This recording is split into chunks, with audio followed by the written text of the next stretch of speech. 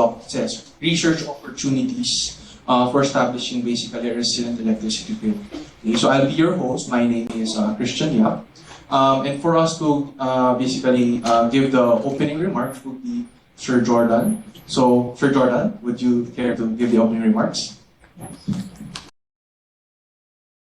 Hello, good afternoon, everyone. Good afternoon, ladies and gentlemen. In behalf of Dr. Mike Pedraza, who is the program head of this research collaboration, who's unable to join us today because he has a prior commitment, allow me to welcome you all. We welcome all those here in this room and those who are in our nodes in Pangasinan and Batang and in Los Baños as well. Welcome everyone. Firstly, a warm welcome to Claire. So Professor Claire is in from Berkeley. When did you arrive? Yesterday? When did you arrive? Last night. So she arrived in last night, and welcome to this warm summer Philippines. Hopefully you enjoy your stay here. She was here for the symposium this morning as well. So it's already her second session with us. But basically this colloquium that has been prepared for us has been discussed and prepared for about a few months ago when we learned that AirScan, the other project, is inviting Claire to come over. And so we reckoned that it's a good time for us to host a similar colloquium with Claire joining us. In fact, more than a year ago, we held a similar colloquium here, and then Claire joined us via teleconferencing. So there was a good presentation back then. Of course, this is much better if we will have her live to listen to her in this session. Anyway, so basically for those who have not joined us before, so this project or program is actually sponsored by the Commission on Higher Education, CHED. It's a collaboration between UP Diliman and UC Berkeley, University of California in Berkeley. So this includes basically collaborative research, seminars like this, exchange of people. Basically, our researchers have visited Berkeley as well, and professors from Berkeley have visited the Philippines as well. And this is already the second, we've been working together for more than 2 years now, since official started in 2016. So I thought it's a good idea, it's a good time for us to share with the public what we have done so far. So basically, thank you for coming in. We have 4 beautiful presentations today. Christian will guide us through those presentations, but each of the projects basically under the program will make the presentations as well. Anyway, welcome to everyone. Welcome to those who join us from remotely. And hopefully this will be a wonderful and productive afternoon for all of us. Thank you. So, thank you, Sir Jordan, for the very warm welcome. So, let's already get to the top now so we can learn a lot of things. So, today, our first speaker is basically a professor of the EACS department of UC Berkeley, the University of California, Berkeley, and is also the co-principal investigator of Project 1 of the PICARI Resilient Electricity Grids project. She has won several awards in major research publications and institutions, no? The most notable being the MacArthur Fellowship, MacArthur Foundation Fellow Award. Her research areas include hybrid control systems, decentralized optimization, and human automation systems. Ladies and gentlemen, let's put our hands together for Ms. Claire.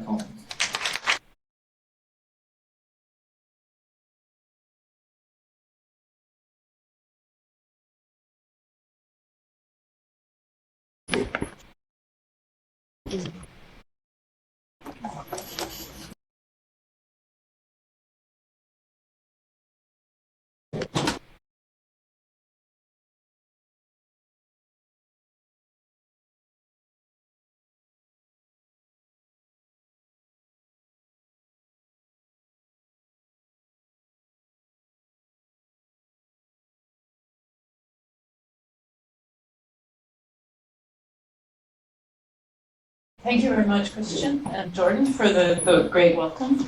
It's a pleasure to visit the University of the Philippines after 3 years of working together on this project and being able to present some of the work we did over the course of the project, as well as some of the more recent results that we've had in this past year since we last had the symposium.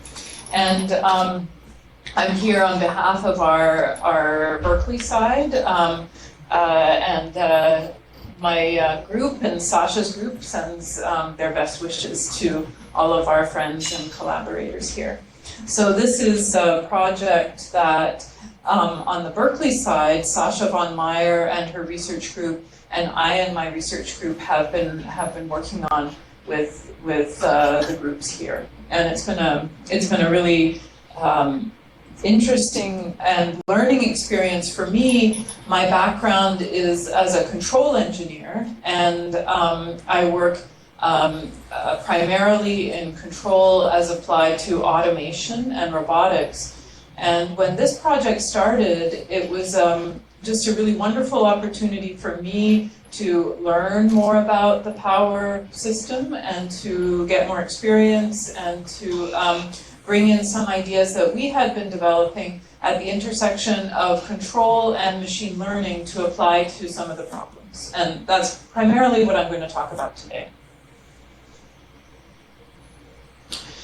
Okay, so the idea of resilience, and as we were forming this proposal, we wanted to really think about, not just trustworthy and robust, but really resilient. So the idea of having a system that recovers gracefully from problems or issues. So the kind of likening to bamboo, where we have this system that bends, but it doesn't break and it recovers, which although it's not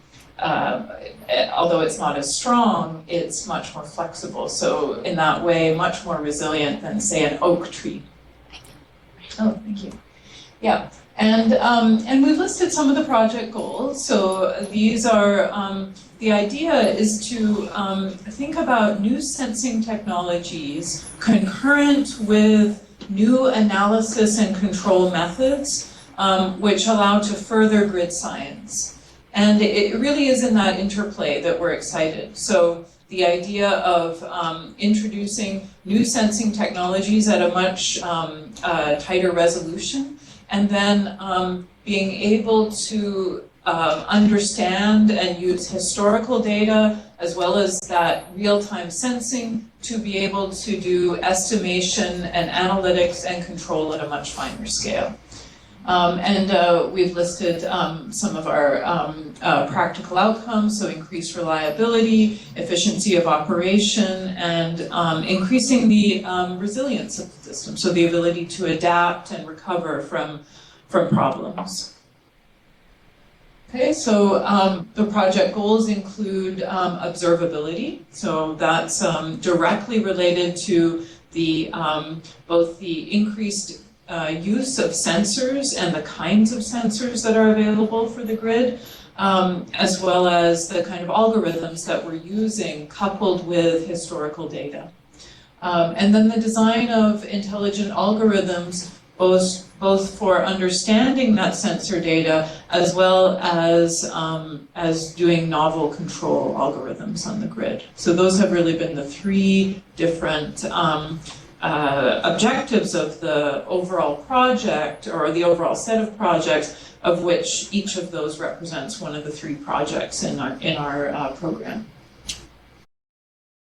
Okay, so when we started this discussion on the Berkeley side, Sasha von Meyer's group had been spending a number of years developing a technology for bringing phase measurement units into the distribution system. So these are sensors that measure not only the magnitude of voltages, but also the phase of voltages. And they've been deployed for a number of years in the transmission system. And her group, and in collaboration with some other research groups, have been developing a technology which they call micro PMUs. So very small phase measurement units for use in the distribution grid. And so that had been a technology which was coming online at the time that we started this project, and she and others had already been testing these micro PMUs in distribution grids, kind of experimental tests throughout some small networks in California and surrounding areas. And the goal was, so she was excited about the opportunity to broaden the both the sensing as well as the development of science of using these sensors. And as I said, I was very interested in learning more about the grid and about applying control and learning algorithms to both the estimation and control of the grid. Okay, so going a little bit more into what these PMUs are. So they're sensors that provide precise time-synchronized measurements from different locations in the distribution grid. And there's a picture of a micro PMU developed so in conjunction between Sasha's group and PSL. And the sort of scale on the left is an indication of how these PMUs compare to, say, other kinds of sensors in terms of the time scale available. So what's been available, I mean, the classical method of measuring, taking measurements in the grid are through these conventional SCADA measurements, and those exist. The issue is that, you're looking at a couple of seconds, at least, between measurements. And for the kinds of analysis that we'd like to be able to do in terms of getting more information about not only the magnitudes but the angles of voltages, you need a much finer resolution in seconds, or in fact in milliseconds. So phasor measurement units are reported to be to basically have a much finer resolution and record data at a much smaller scale, which is really the idea, because you'd like to be able to, basically they work on looking at differences between signals and calculating the angle by comparing the measurements throughout different localized points in the grid. Okay, and so another technology that we were kind of basing our original proposal when we started proposing this project with Kari is the Berkeley Tree Database, which had been developed in collaboration with David Culler's group at UC Berkeley.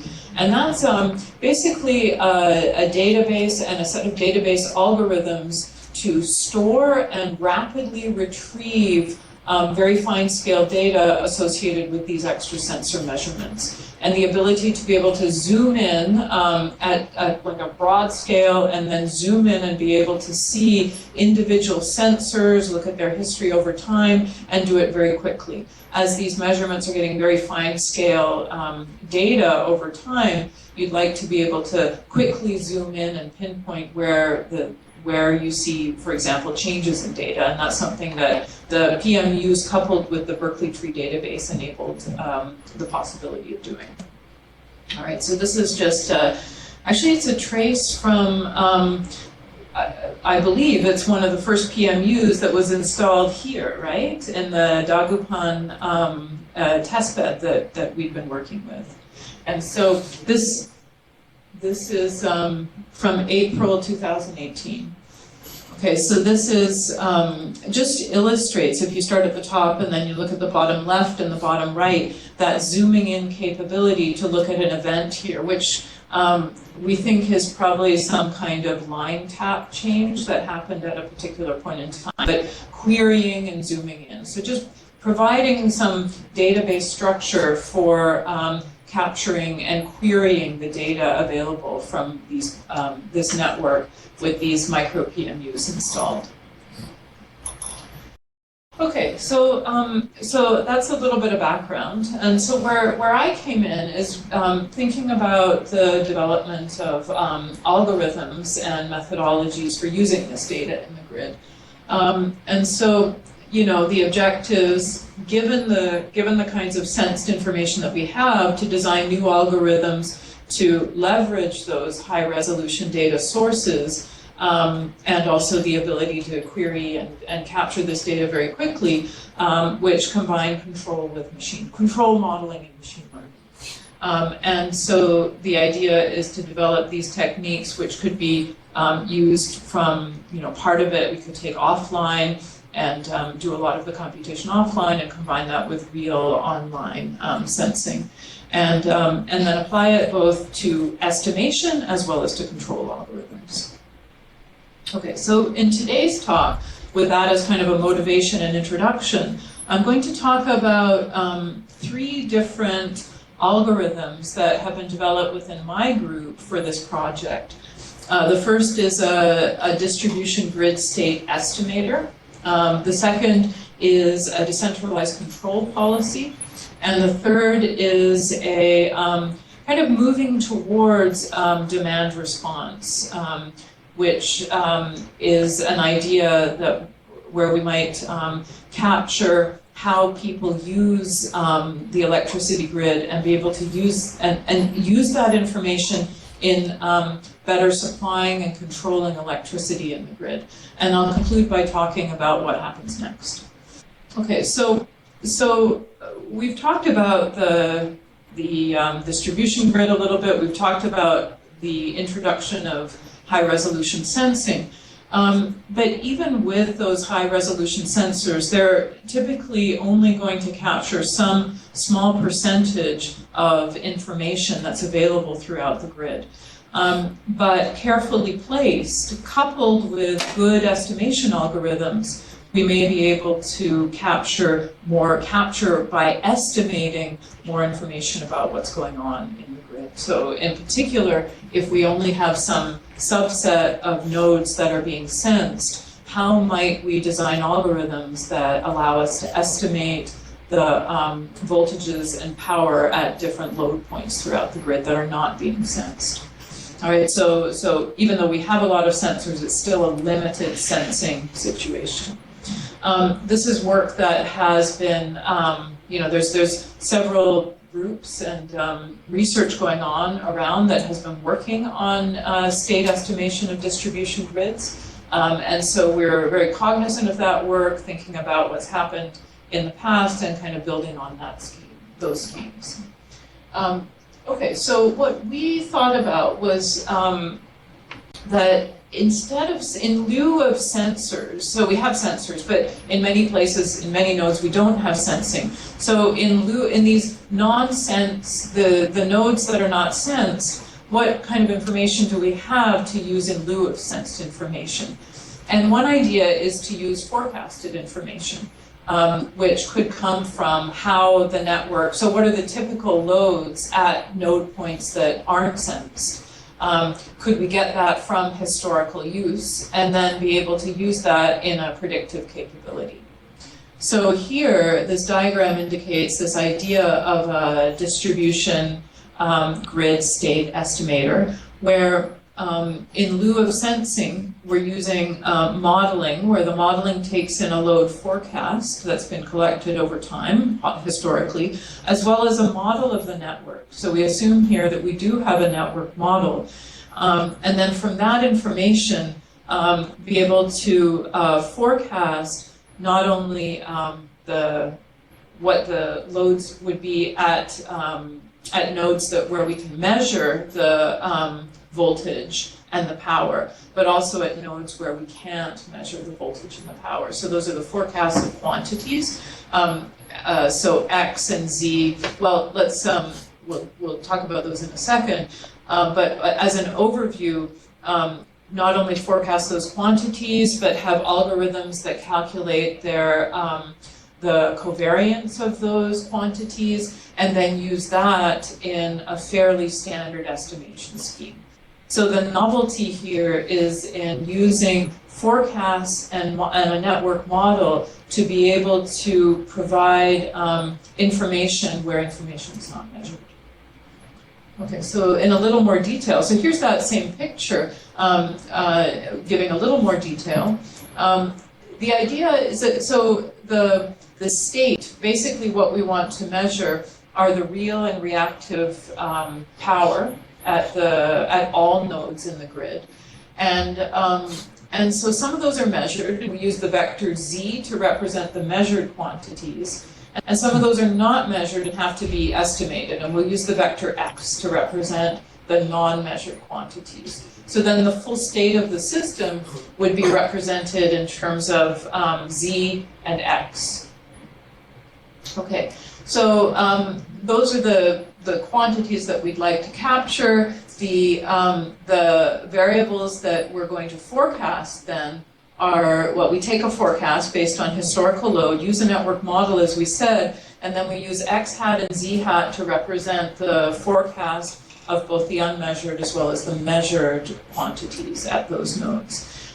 Calculate the second order statistics, and here that modeling box, we use a Gaussian process model. So it's like a function representation where we're learning the statistics of that Gaussian process model based on historical data of the overall load usage in the network.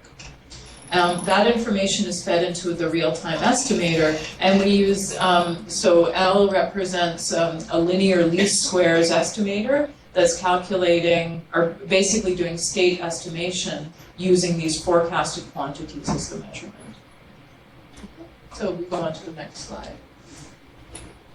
Okay, so these,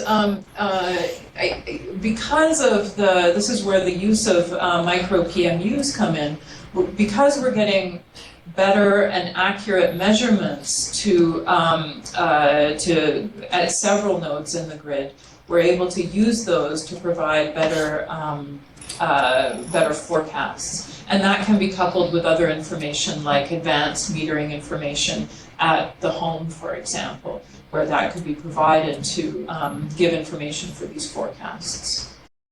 Okay, so we did some studies on this algorithm and tested it on a variety of different networks that were simulated networks from IEEE networks, where we're populating the loads at the nodes of that network using historical data that's provided through an open source platform called Pecan Street.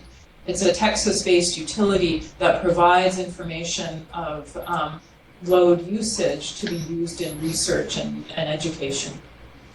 So if you go on to the next slide, this is the results of that network that was shown on the previous slide, where there's sort of two different instances here, where we're estimating the voltage magnitude at different buses in that network. On the upper graph, we have a sensor at every 5th bus, and at the lower graph, we have a sensor at every 15th bus. So you can sort of see the degradation in the forecasted information when you have very few sensors. So the forecasted information represents those black stars that are veering away, whereas the green triangles are the results of the updated state using our estimator.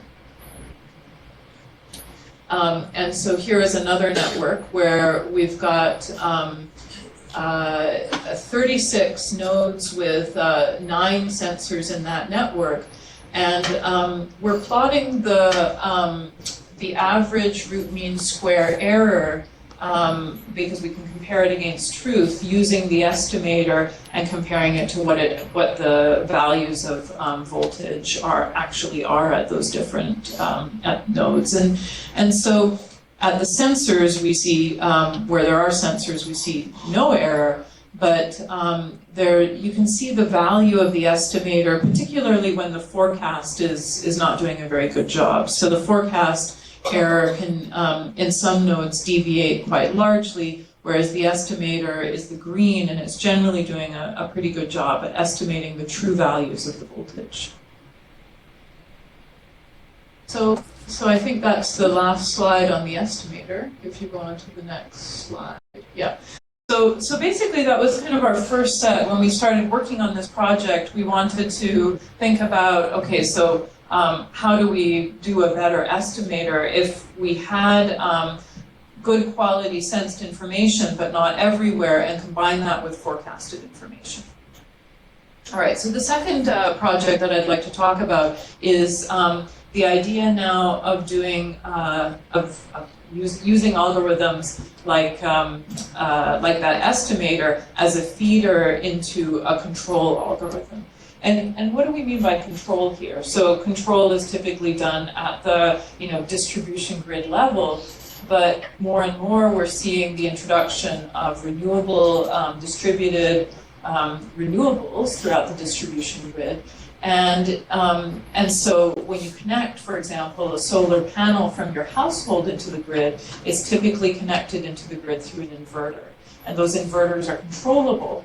And so how does one even think about doing, in an autonomous way, a control of that inverter so certain stability properties of the grid are maintained? And so this is interesting as the grid changes, and we're moving much more towards the introduction of renewables, so solar, perhaps electric vehicles being plugged in and used as energy sources, as well as storage devices through those inverters. So let's think about those inverters now as controllers, and we'd like to think about doing control over the grid as a whole. And so it's a whole new paradigm in control. There's not only going to be the centralized distribution control, but there's a possibility of controlling these inverters. So decentralized control is an area that's been around for quite a long time. And I think, in many cases where people apply decentralized control, it's not typically well motivated. It's more of academic interest. And I can say that because I've worked on decentralized control in other contexts. Here's an area where it really is well motivated to think about decentralized control, because you have all these different control points throughout the network. There's not one entity that's controlling them. So it's kind of like we're stuck with this, as that's the only thing we can do.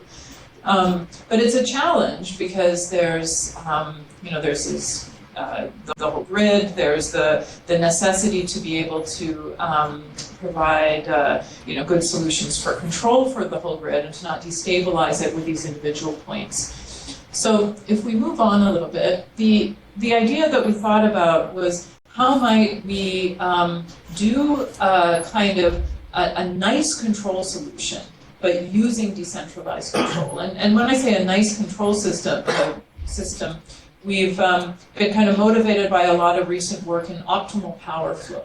So there's different people working on optimal power flow, yet typically assuming a kind of centralized control paradigm. So how might we think about decentralizing that? And so the idea, and this kind of presents an overall flow of this project, is if we had all the information available to solve an optimal power flow at a centralized computer, that's what we want to do. But we don't have that information. There's no one computer that's getting information from all those inverters, and with the availability and the use at those different load points. So, but let's pretend for a while that we do have that information, and let's solve an optimal power flow. Then that could give us a solution where that, if we could, it would give us the optimal control at each of these inverters. Okay, so suppose you could solve an optimal power flow, compute the optimal control at each of these inverters, and then what you've got is just a lot of data instances that you can do machine learning on at each inverter point. So then you can design a series of local controllers which learn from a number of optimal power flow problem instances. So the data of those, basically the way to control control that inverter under all these different scenarios. So it basically, that's kind of a standard machine learning problem, a regression problem, where you're taking a bunch of pre-computed data and you're using it to learn a local function at each inverter, which tries to mimic the overall global function, which you could, if you could, you would compute that. Okay, so we worked with a number of test beds here, and here we combined both some simulated test beds. And when I say simulated, it's sort of the style that we used in the estimation project, where we have a number of IEEE networks. We populated those IEEE networks with load profiles that were captured from this Pecan Street database, and then we used that to generate a number of instances. So under a number of different load profiles, we generated a number of situations that we could then solve the optimal power flow problem on and use that for learning. So overall, we had 2,500 different scenarios that we tested, that we generated, what we solved the optimal power flow problem, and we used that as our historical database.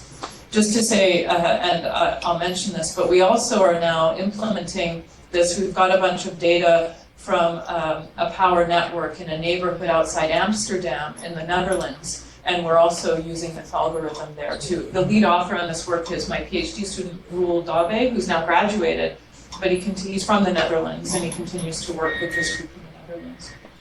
So if you just go back to that slide,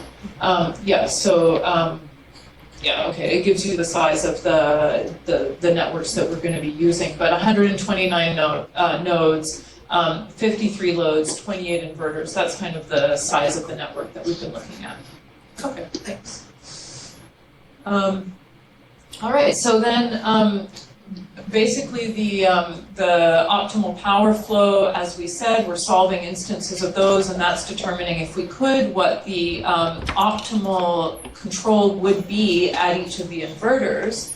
And this just describes the standard optimal power flow problem. And if you go to the next slide, so this presents, again, sort of more intuitively what that optimization problem is.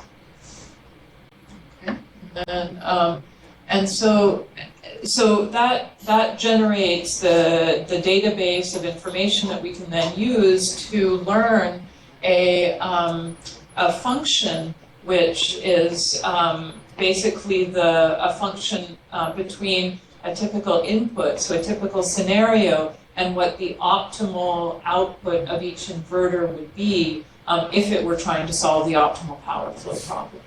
Okay, so we looked at different kinds of functional representations. We chose this multilinear representation, so it's linear in features, but the features could actually be, nonlinear functions of, for example, these three base variables, which are the real power demand, the reactive power consumption, and the inverter reactive power capacity. So we could have, for example, quadratic terms in those as well. Okay, let's go on to the next slide. And so just looking at some of the results, these are results for the simulated network. And I've shown a sample trace of data for this particular network. So it's coming from that node, which is one of the inverters, inverter B. And it shows, so this is a typical load profile where there is some renewable energy provided at that inverter point.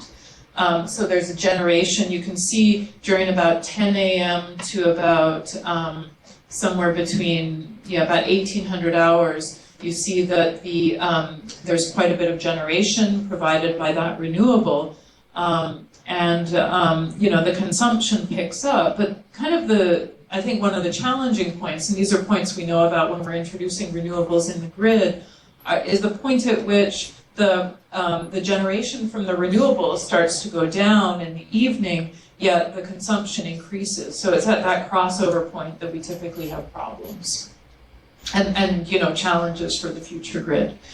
Okay, so looking at some of the results, and these are a comparison between the control algorithm, this decentralized control algorithm that we designed, which are in those lower two plots, the blue and the green result, with either no control, which is the top plot, or a constant power factor inverter operation, which is sort of typically what's proposed today.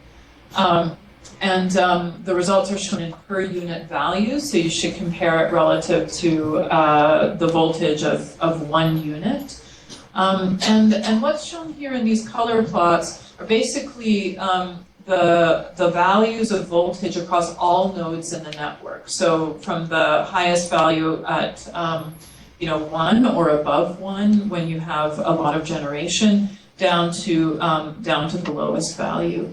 And the red line indicates kind of the typical safety lower bound. So we can see that that's violated in definitely the no control and even in the constant power factor inverter. Whereas when you start doing a decentralized control, you get a much tighter range across the voltages. So something that's much more well behaved and close to a power unit factor of 1, or a voltage power per unit of 1. Okay, so just talking a little bit about the directions here. So what we did was we had a model of the system, and we generated we assume we had a lot of data about how that network is used historically. In actual fact, for our test bed, we're generating that. For the neighborhood in the Netherlands, we're capturing that data. So we've got historical data, and we do an offline global optimization. So we've got a multi-agent system. So here are our different agents or the different inverters. And we've done a centralized optimization using offline historical data, or in the test case, generated data. And then we feed that optimal solution into a decentralized learning. So that learning algorithm is going on at each of the inverter nodes, and that generates local policies, which are then used. And so, as the learning gets better and we can tune these local policies, that's going to get better and better and closer to the true optimal. So we collect data from a bunch of instances, we solve the centralized problem, which assumes there is communication, of course, and then we've trained individualized policies to approximate the centralized policy with only local information. So in the work that we're doing now, we're asking, is this kind of an interesting and maybe more general paradigm for control of multi-agent systems in general? When does it work well? Why does it work well? What are it seems to work well here in the instances we looked at, but that's more empirical. How do we make some guarantees about that? And if we go on to the next slide, the analysis that we've been doing has been going into much more the information theoretic component. So how do you take that kind of paradigm and make some guarantees if you want to apply it in general? And so with one of my current students in this past year, we've been studying this problem as a more general paradigm for the control of multi-agent systems when you have some historical use data available to you. And the idea is to be able to make some guarantees based on the information that you have, and also the kind of connectivity between the network in the centralized control problem, which relates to the what is called in information theory the rate distortion between the true optimal and the actual solution that you're getting by learning local policies and applying those throughout the network. Okay, so let's finally go on to the third topic, which is individual treatment effect for demand response.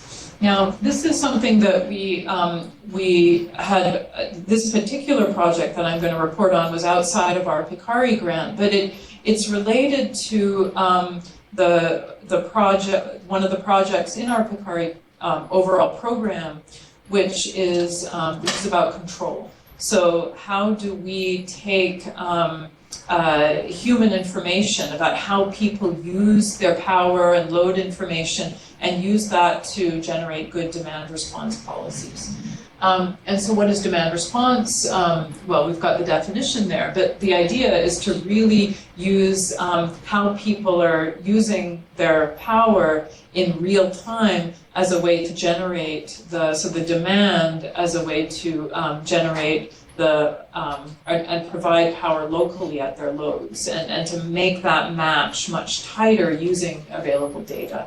So we worked concurrently with this Picari project, which also just finished, with a company in San Francisco that is kind of a middleman between providers of energy and the California energy market. And the providers of energy are actually households. So this company has customers, which are households, and they can sign up and be part of that company. And then if they receive alerts, if they download the app and they receive alerts, they will adjust their own power usage based on what the company is asking them to do. So turn off your air conditioner for the next hour, it's a peak time, we want to save energy. And so the company is very interested in understanding the behavior of these households because they eventually want to be able to aggregate this and use it in frequency regulation for the overall grid. So that's their business model. And so the idea here is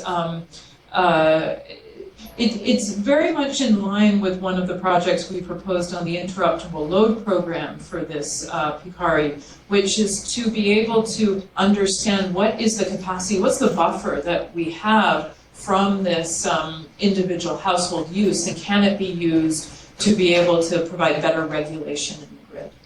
But the hard part is the fact that the data that we have from customers is basically their energy use profile. So just a lot of data. We had the data available for years prior to this company starting from PG&E for each of these customers.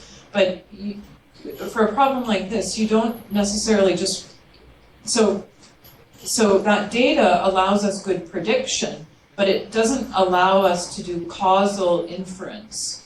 And machine learning is great for prediction, but it's not necessarily good for causal inference, which means what would somebody do if they were given a control signal? If they were given a signal on their app to say, turn down your power now, then we don't necessarily know what they would do because the data that we have is not data from them responding to apps like that.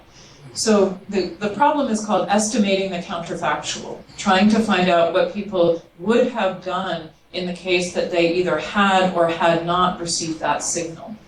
And economists love to be able to develop causal inference models from randomized controlled trials. So setting up, large-scale experiments and testing and making sure the population is divided in such a way that you can really test these different cases of, this group did this group did this, these are the same groups otherwise, therefore we're going to conclude something. We just didn't have the data to do that here. So the goal was to really look at this data, and if the data was rich enough to be able to try to estimate the counterfactual from the data.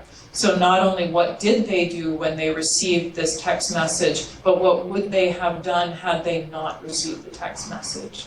And so a lot of the work that we did, and we don't need to go into the details of this, but is to really ask, is the data rich enough to be able to do that, and then to estimate these are called individual treatment effects, or ITE in the economics literature.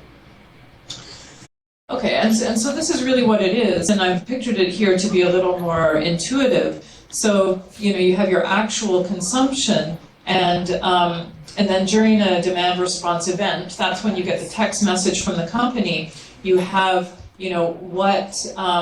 what they did and what they would have done, and estimate what they would have done had they not received the message, and then compare basically the gap between what they did and what they would have done would be the estimated reduction. And so that's really what we want to capture. So over the course of 2 years, we gathered data and we did this ITE, and I think we have the plot on the next slide. So this is an S plot.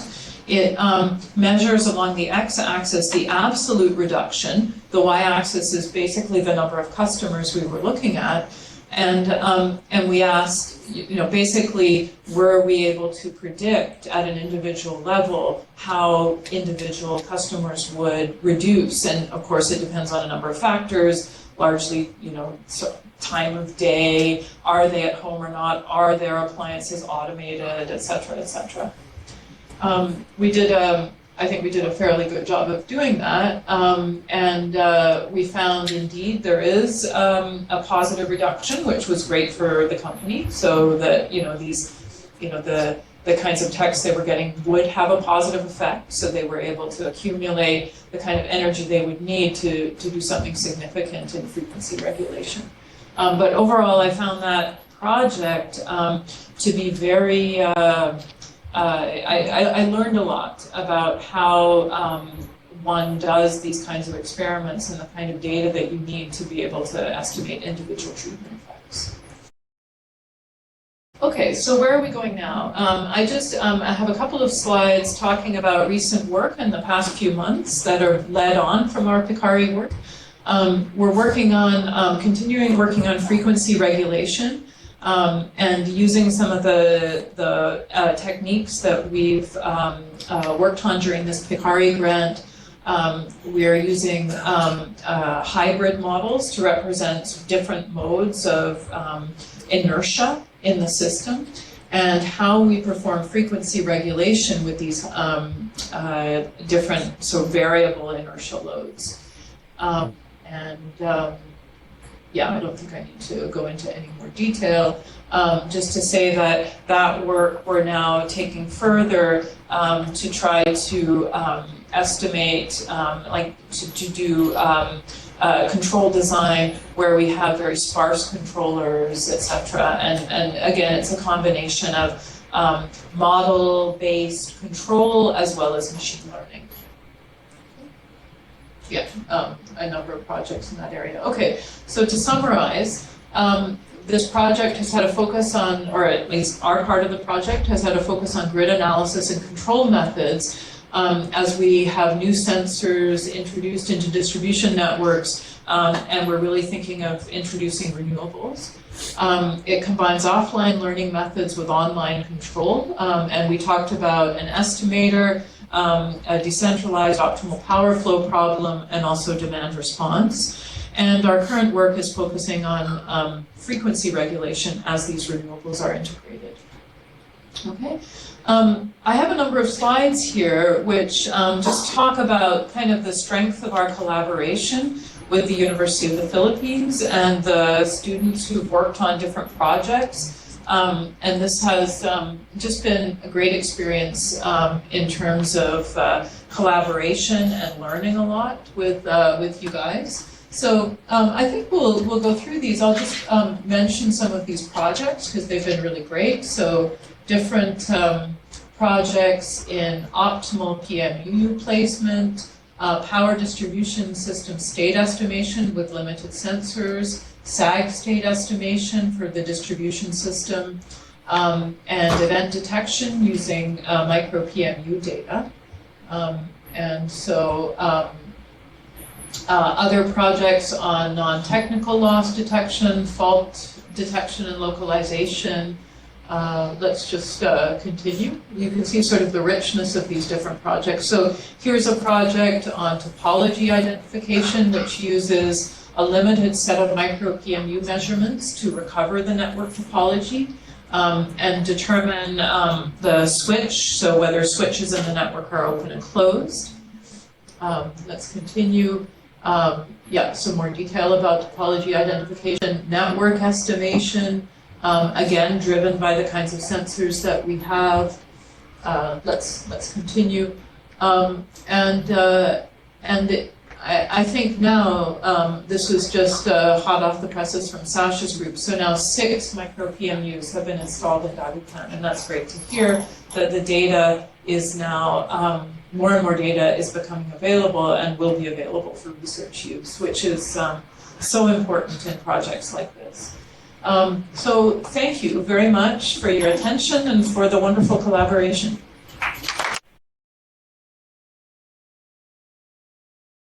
And I'm happy to answer any questions that you may have. Oh, okay, sorry, we'll save the questions for later. Thank you, Claire, for the very insightful and knowledgeable. So the questions will be after the three more talks that we have here. Okay. So the next talk is entitled Machine Learning for Demand-Side Response or Demand-Side Energy Markets, which will be introduced by Miguel Mercado, one of our research fellows in Project 1. Okay. So put your hands together for Miguel. Hey, my name is Miguel Mercado, and I'll be talking about machine learning in demand-side management. So today I wanted to talk about the concept of resilience in energy markets. So in the Philippines specifically, we have a significant load imbalance when it comes to supply. What does that mean? It's that supply can't actually meet demand.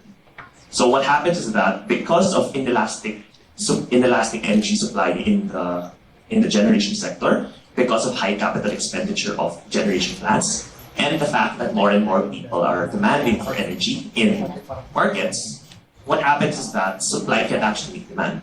So next slide. To solve this problem, the Energy Regulatory Commission and the Department of Energy proposed the interruptible load program. So to create increased demand flexibility so that instead of investing in extra supply, we reduce or curtail demand so that supply can meet demand for increased resilience and robustness in the grid through some specific pricing mechanism. In its ideal state, the various 141 distribution companies in the Philippines have full implementation of this program. This implies that you actually have extra significant load flexibility so that you can actually get decreased demand. However, there are some implementation bottlenecks which actually boils down to money. So what happens is that majority of the distribution companies here, interruptible load program requires some metering infrastructure that requires significant capital expenditure. For smart meters is actually the biggest example for that.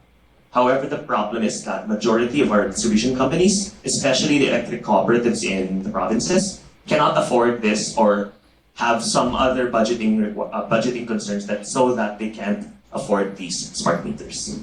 So how do we develop an effective implementation for ILP despite the lack of this infrastructure? Well, and the simple answer is that estimate the unknown parameters. So how do we do this? So our theoretical framework for actually pricing interruptible load programs is the optimal dispatch problem. So the optimal dispatch problem in the most general context is a resource allocation problem where what we try to do is allocate energy resources to various loads to various producers in a market. So I'm going to give you a price and I'm going to give you a dispatch. I'm going to give you a dispatch to the various participants in the market. In this case, we have a reverse market scheme where instead of we're actually trying to dispatch to generators, what we're going to try to model is that we're going to dispatch to the various consumers. Large-scale commercial establishments where we try to dispatch the amount of curtailment each firm, the utility company would require from each load. So the system requirements actually need two things. The two things would be the consumption baseline for each participating load. What we need to find out is that what is the baseline energy consumption of each participating load so that we can measure the amount of reduction or curtailment of each load. The second requirement is the energy valuation of each participating load.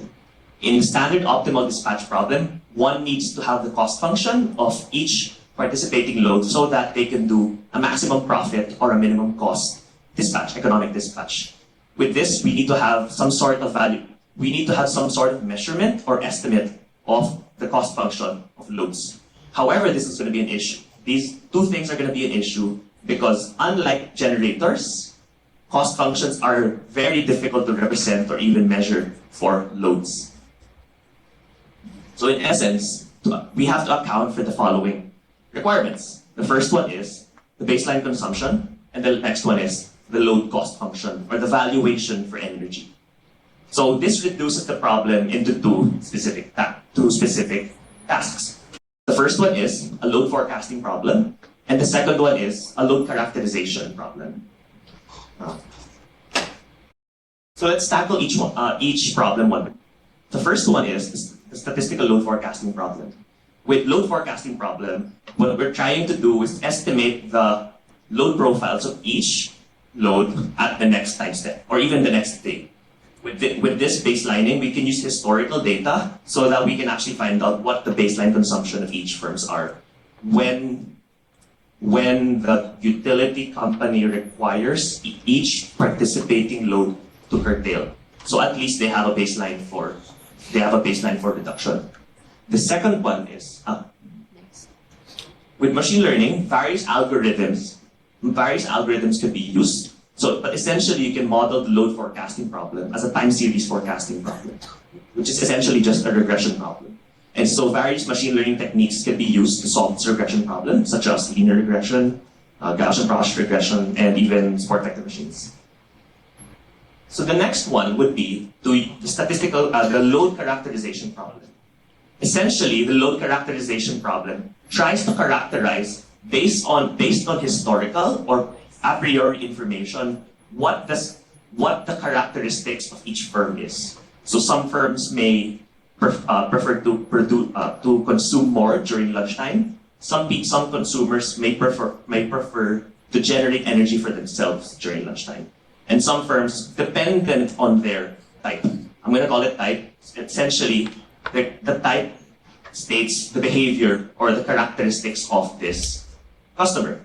The data we're going to be using for this is that we could use for this would either be the monthly energy consumption, or if we can, the various load profiles in the grid. So, to solve the load characterization problem, initially what we can do is model each firm by their load profiles, represent each of the various loads by their load profiles or their monthly energy consumptions throughout the whole year.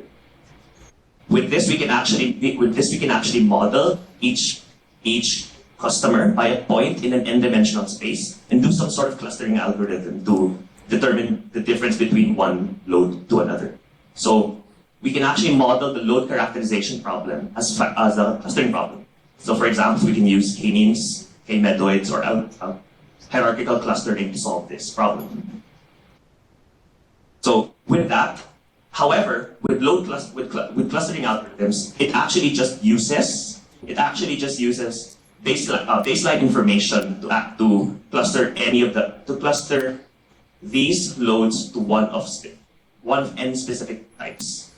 To gather more information from the load to be able to characterize them even more accurately, what has been done by Christian and actually people in the US, what they've done is to actually use these load profiles, and there's actually a result that states from load profiles we can disaggregate these load profiles so that we can find out the consumption of the load per appliance.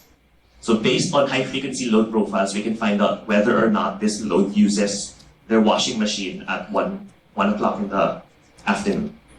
So the energy disaggregation framework actually is a machine learning method where you can actually characterize the loads even more accurately. So the thing is, we provided a lot of machine learning frameworks to solve the pricing problem. So load characterization and load forecasting. However, these two frameworks normally assume that the loads themselves are non-strategic or non-rational. This means that their behavior wouldn't change. Their behavior wouldn't change when you're actually interacting with them. But the fact is, most loads themselves are run by people, and people change behavior to maximize their profits as a rational case. What happens here is that we've made a critical assumption into our model, which states that the load for the baseline consumption and the load characterization are both hidden information. So it's an imperfect information market. So which means that each of the consumers or each of the loads themselves can use the fact that nobody knows their hidden information so that they can make more profit. Essentially, like what the picture says, they can lie about their true type or their true baseline capacity. So what happens? The machine learning models proposed a while ago need to be extended to account for strategic situations. To do this, how do we account for strategic loads? In economics, it's widely known to provide choices to these loads. So instead of providing a pair of price and energy dispatches to each of the participating loads, give them a choice. Give them n choices for their contracts, and then let them decide. And what the utility company can do to induce them to tell the truth would be to design the menu in such a way that they will profit the most from choosing the capacity from choosing the contract or the dispatch corresponding to their true characterization or baseline consumption. So how do we do this? So our visualization says the hidden information model. We model this hidden information as some random variable theta, where we call it the type. This type model is an element of a set called a type space, which is known by every single player in the market, or every single load and the utility company. What this implies is that since the utility company knows every single possible characterization or type, which isn't a strict assumption because we can do a prior load characterization anyway, we can use this random variable theta and its type space, and then make define a distribution on top of it, so that we can get some sort of pricing mechanism that's statistical in nature. However, when dealing with optimal dispatch problems in hidden information, two components must be met. The first one is individual rationality, or for every single type of every single load, their profit must be greater than or equal to zero, or non-negative. Because we have made this, because it's imperative that this is true, because firms can decide not to join the dispatch if in case their profits are non-positive or negative. So the utility company must design their dispatches in a way that would incentivize every single agent for all specific types of every single agent to have non-negative profit, characterized by that profit function, that mathematically characterized below, for every theta and every I, where pi is the profit function, E is the amount of dispatch, and Y is the amount of incentive for that specific dispatch. The next one is, we need to have a constraint that incentivizes the firm, which incentivizes each load to tell the truth. How do we quantify this? Through what's known as incentive compatibility. So, through the incentive compatibility constraint, this constraint is telling us that the firm I, from mathematically over there, would be better, firm I with type theta, characterization theta, would be better off choosing the dispatch for type theta rather than choosing the dispatch for some other type theta prime. So if you check here, there's an inequality. It's an inequality constraint which says that one side is greater than the other, which assures that the true value should always be greater than some other dispatch for all possible combinations. So this with these two components, we can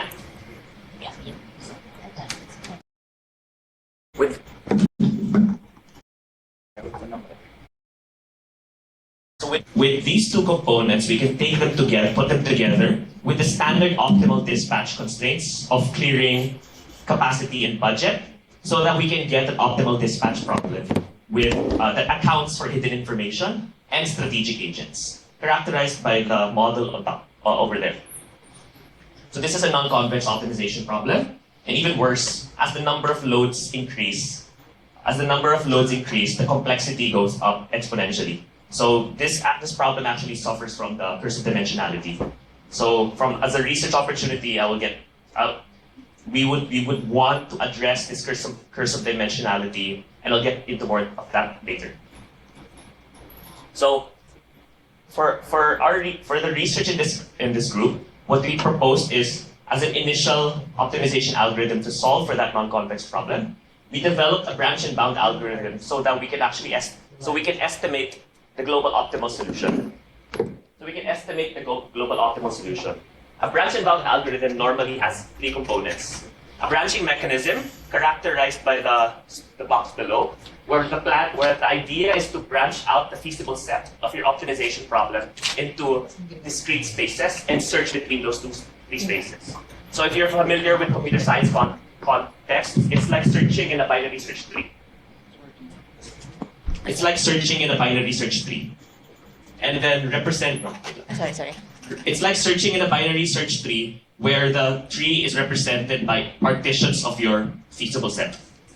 The next component is an outer approximation to the feasible set. From the model a while ago, it is a non-convex problem with an affine or a linear objective function, which means an outer approximation would necessarily generate upper bounds to the global maximum profit. And this bounding mechanism is an assurance it is an assurance that any feasible profit that is sufficiently close to that any feasible dispatch that generates a feasible profit that is epsilon sufficiently close to that bound would have some maximum suboptimality to your global optimum solution. So this outer approximation is used as a way to bound your local optimum solutions to your problem. The other one would be a mechanism called the inner approximation to generate feasible points inside your feasible set. So in a way, that's the visualization. If your feasible set was D1 and D2, an outer approximation or a convex outer approximation would take any convex set that covers both D1 and D2. And then inner approximation would be any. So it's like basically you're inscribing in a circle and superscribing over a circle from high school. So in a sense, if your feasible set is A, B, C, D, A, so it's not really capitalized here since that polygon is convex. An inner approximation would be that inscribed shape inside that set. Next, yeah. So how do we do this? So in essence, what we've assumed is that the cost function or the profit function of the firm is quadratic. With this assumption, we can actually do both a tangent and a secant approximation to your cost function so that we can get some linear approximations of your cost. And these linear approximations would make our non-convex optimization problem convex. So for an outer approximation, we take secants to the cost, which is that orange line over the blue cost function over there. So since we have an over approximation of your cost, we have an under approximation of our profit. And with an under approximation with our profit, we've generated a larger search space for our algorithm to search. Next, we have the tangent to the cost profit, where it's always generating, since we've assumed that our cost function is quadratic and quadratic convex, any tangent along the feasible set would generate under approximations to the cost. And since we have under approximations to the cost, we have over approximations to the profit, which generates smaller search spaces for our algorithm. And with this, two algorithms are actually proposed. For the first, sorry.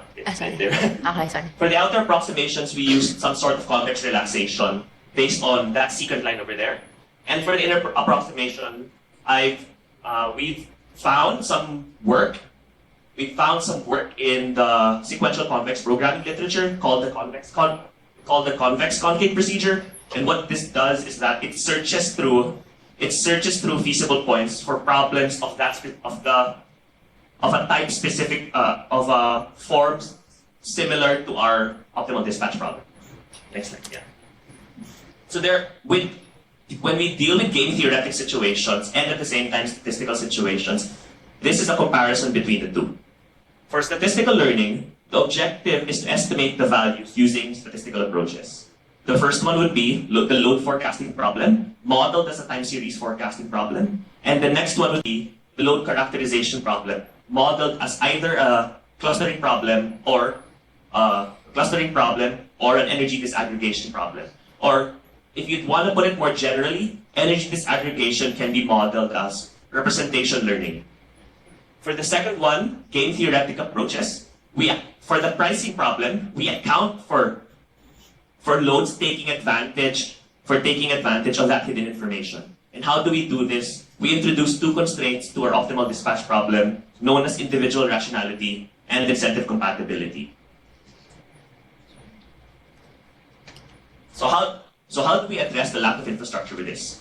Fortunately, our pricing mechanism can be used even with classical metering systems, where we just collect monthly data, weekly data, daily data, so that we don't have to use automated smart meters for provincial electric cooperatives.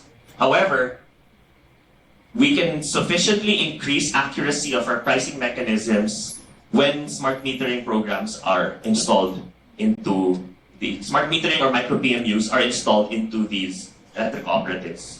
So while these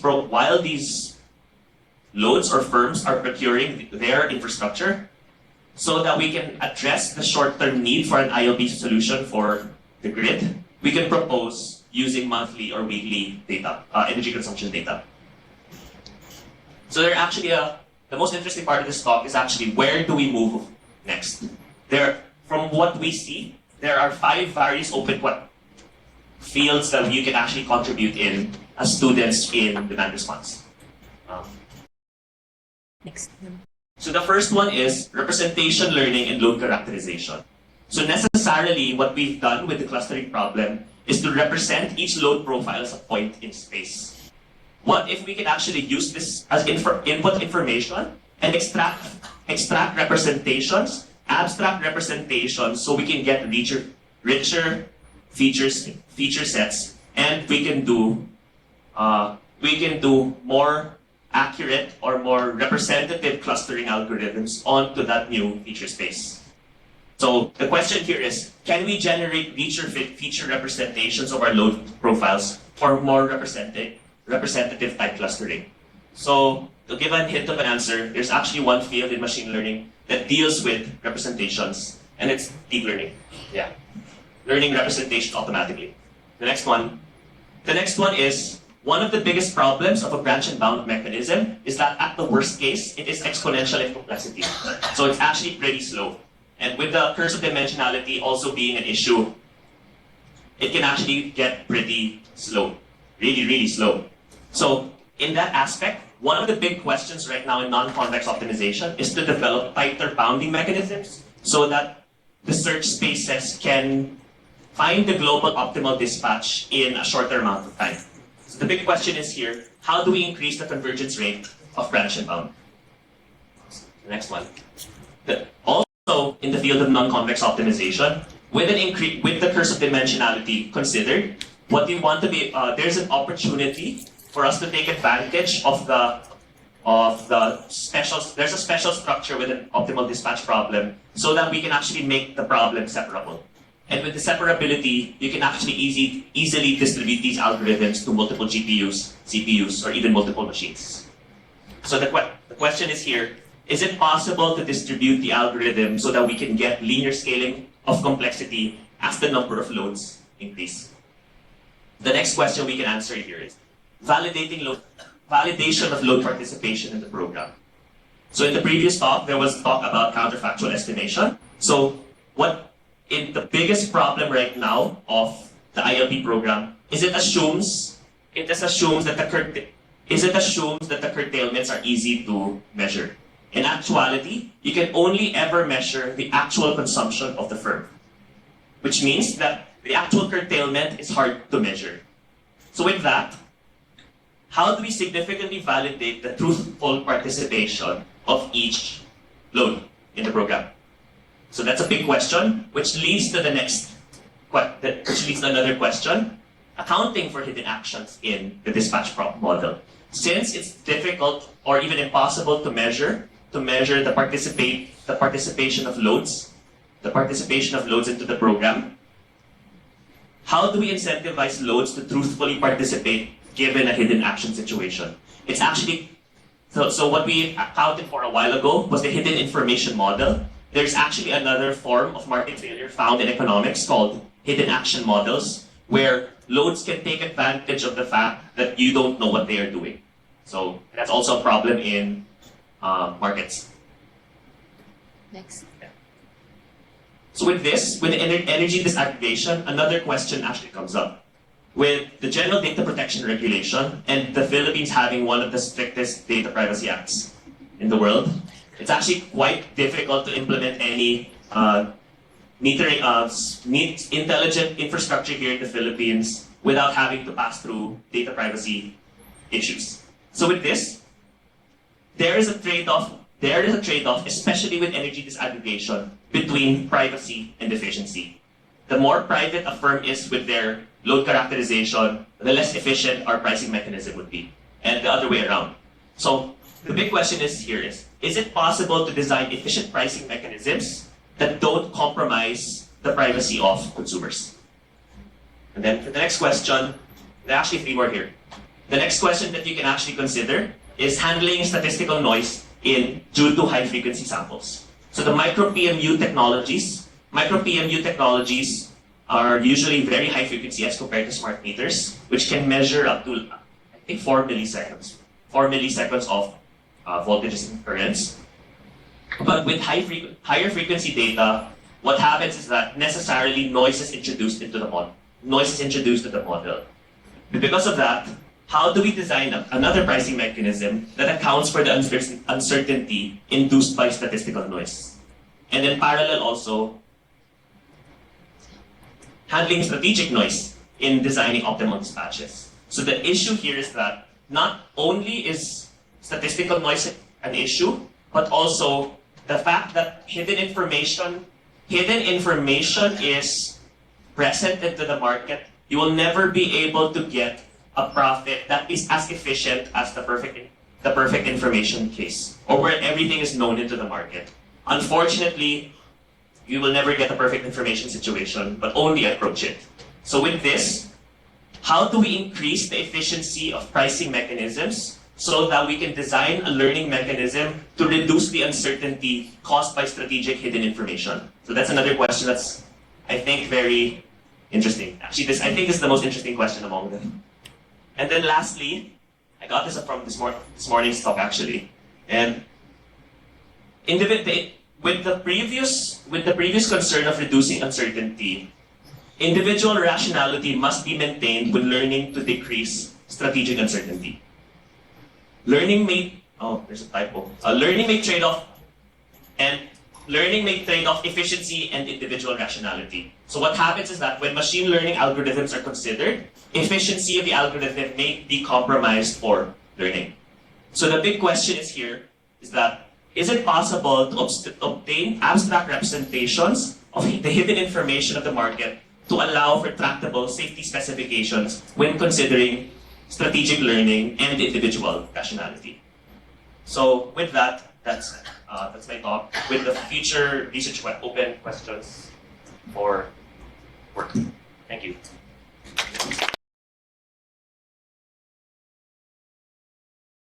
Thank you, Mickey, for your very wonderful talk. Basically, I'll just share. So the goal of this colloquium is to present basically research ideas for the students who are in here. So we're formatting the presentations for you to realize what can I pursue. So you should also have that sort of contextual understanding of why you're here right now. No? And that goes as well for our partners in the other universities. We definitely want to collaborate with you. So for our next talk, which is entitled Distribution Network Observability of Micro PMUs, which would be handled by Sir Ivan Cruz, one of our professors here, as well as part of the project team. Okay. So, Sir Ivan.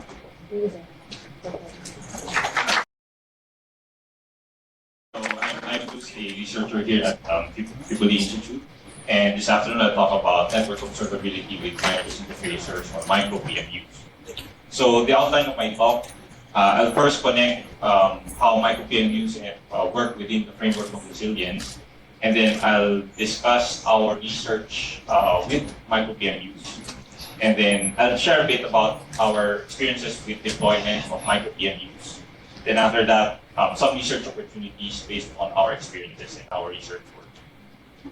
So the grand objective of the program, or the grand goal of the program, is actually to enhance grid resilience.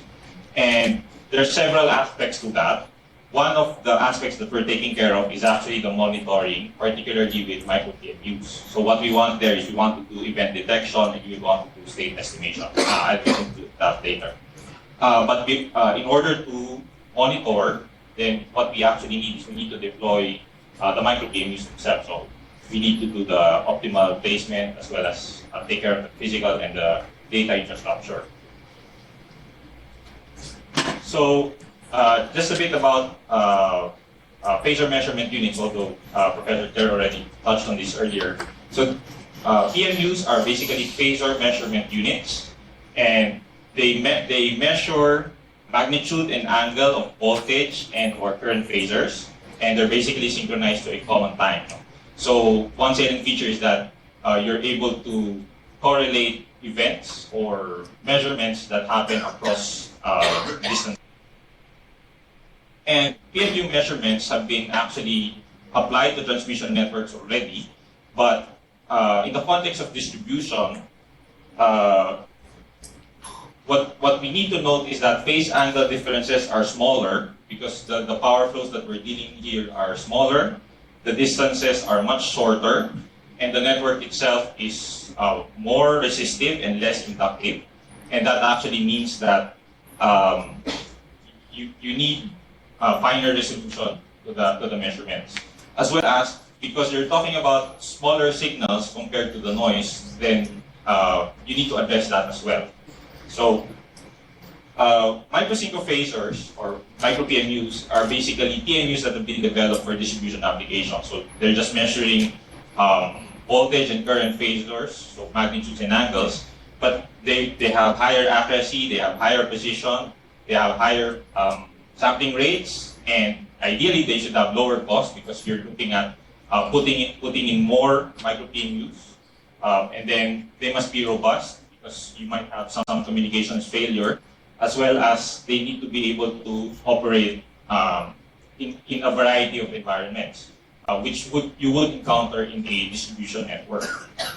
So this is an example of comparison of measurements between the micro PMU and the SCADA. So we installed some micro PMUs here at the PSSL, Power System Simulation Lab. So we have their hardware micro models, and we put there some micro PMUs.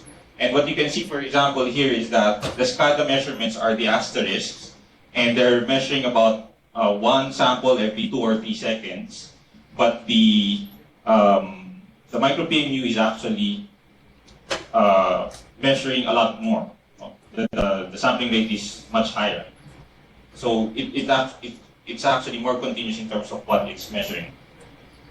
And this one is an example of the, this one we put up the micro PMU at the PV module, and we're just measuring the voltage and the current.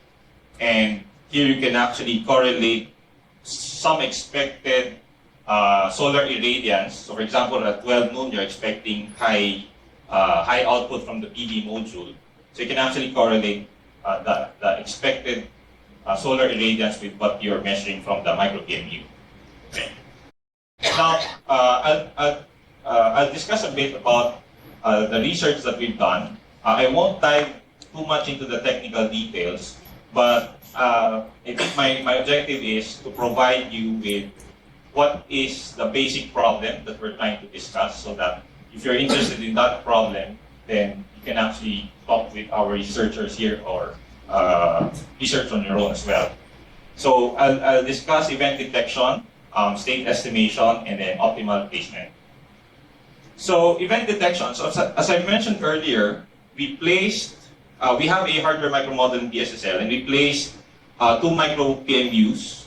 One micro PMU is located at what we would call the substation secondary, and then the other micro PMU we placed at the load end.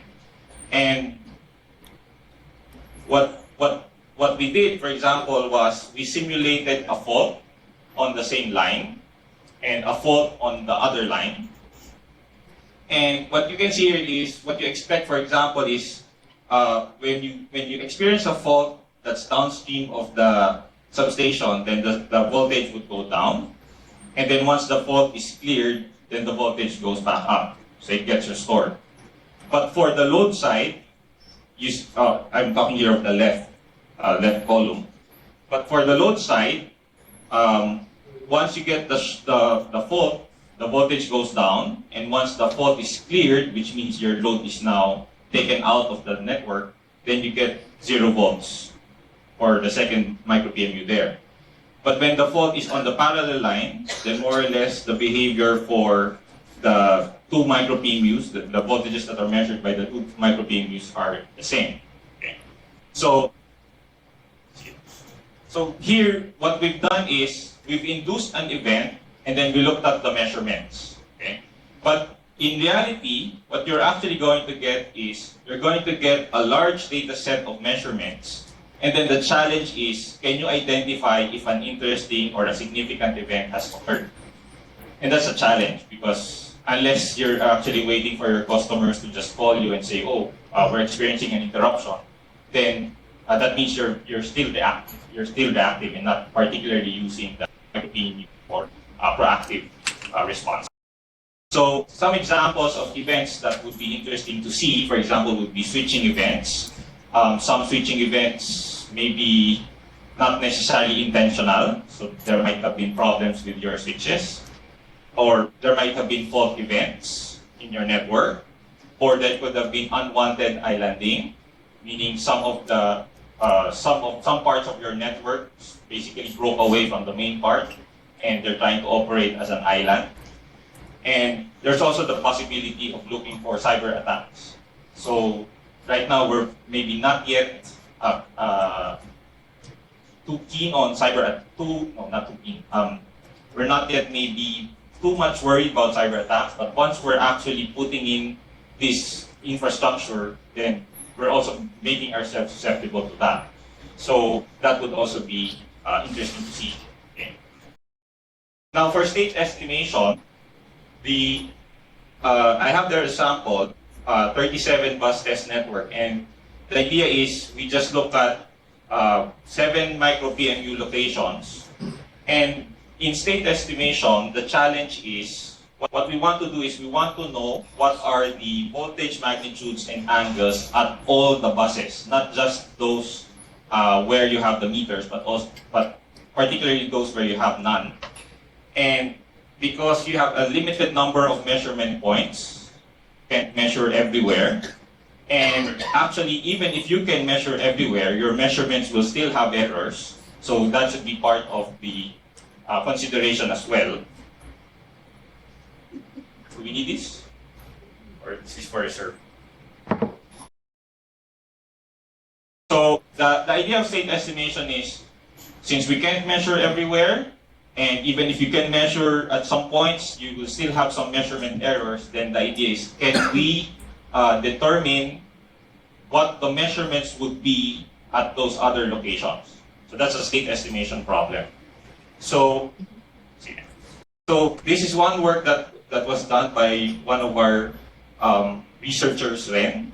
And what he did was he looked at several data, which are the network parameters, the R and the X, the micro PMU measurements, some measurements from the SCADA, as well as some information about uncertainties of the measurements. And basically, he plugged them into this algorithm, and the idea is it will try to get an estimate and update that estimate until the expected error is much smaller than the tolerance. And once you have a expected error smaller, then that means you have an acceptable solution, then you stop. Okay, so that's your estimate at that point. So these are the results from his paper. So the idea is, if you look at the WLS means it's weighted these squares, and then with PMU is his contribution or his results. And what you can see is actually the percent error invariably goes down. So the conclusion is that we can actually use the micro PMU data to improve our state estimates. Okay. Now, the third problem with respect to deploying micro PMUs is actually the optimal placement problem. So the optimal placement problem talks about observability of the network. A network is said to be observable if it is possible to determine the bus voltages, the magnitudes, and the angles. Okay. So the idea, for example, is let's say we have a 2-bus network. So let's keep it simple. So let's say you have a 2-bus network, and then you know the green ones, so you know the network impedance, and you can measure the voltage at bus 1, but you don't have any meter placed at bus 2, so you can't measure voltage V2 and the angle as well. So the idea is to be able to get a value for V2, you can measure I12 and then do KVL calculation to get V2. Or you can measure P2 and Q2 and then just do your load flow analysis to get V2 as well. Okay. So that's basically your observability issue. So what you want is, given that I have a limited number of locations where I have meters, I still want to be able to observe all the voltages at all the buses. Okay. So informally, the optimal placement problem is about minimizing the total cost of the meters, but still allowing the entire network to be observable. Okay. And typically, in the literature, the cost of the meters is equated to the number of the meters. So the more meters you have, the higher your cost. And it typically uses a binary decision variable to place or not to place the meter. And normally the solution space is quite large, because if you're counting all the number of buses and they're all candidate locations, then the number of possibilities you're testing is basically 2 to the n, where n is your number of buses here. Okay. So one of our researchers, Aziz, what he did was he looked at several scenarios and what can be done for each scenario to reduce the search space. So what we don't want is, we don't want to compute that 2 to the n, because it's going to take a long time. And here we see, for example, if you have a zero injection bus, a zero injection bus is a bus that doesn't have a generation or a load. So it's basically an intermediate node in the network. And what you want there is, maybe you don't want to put a meter there because it's not interesting.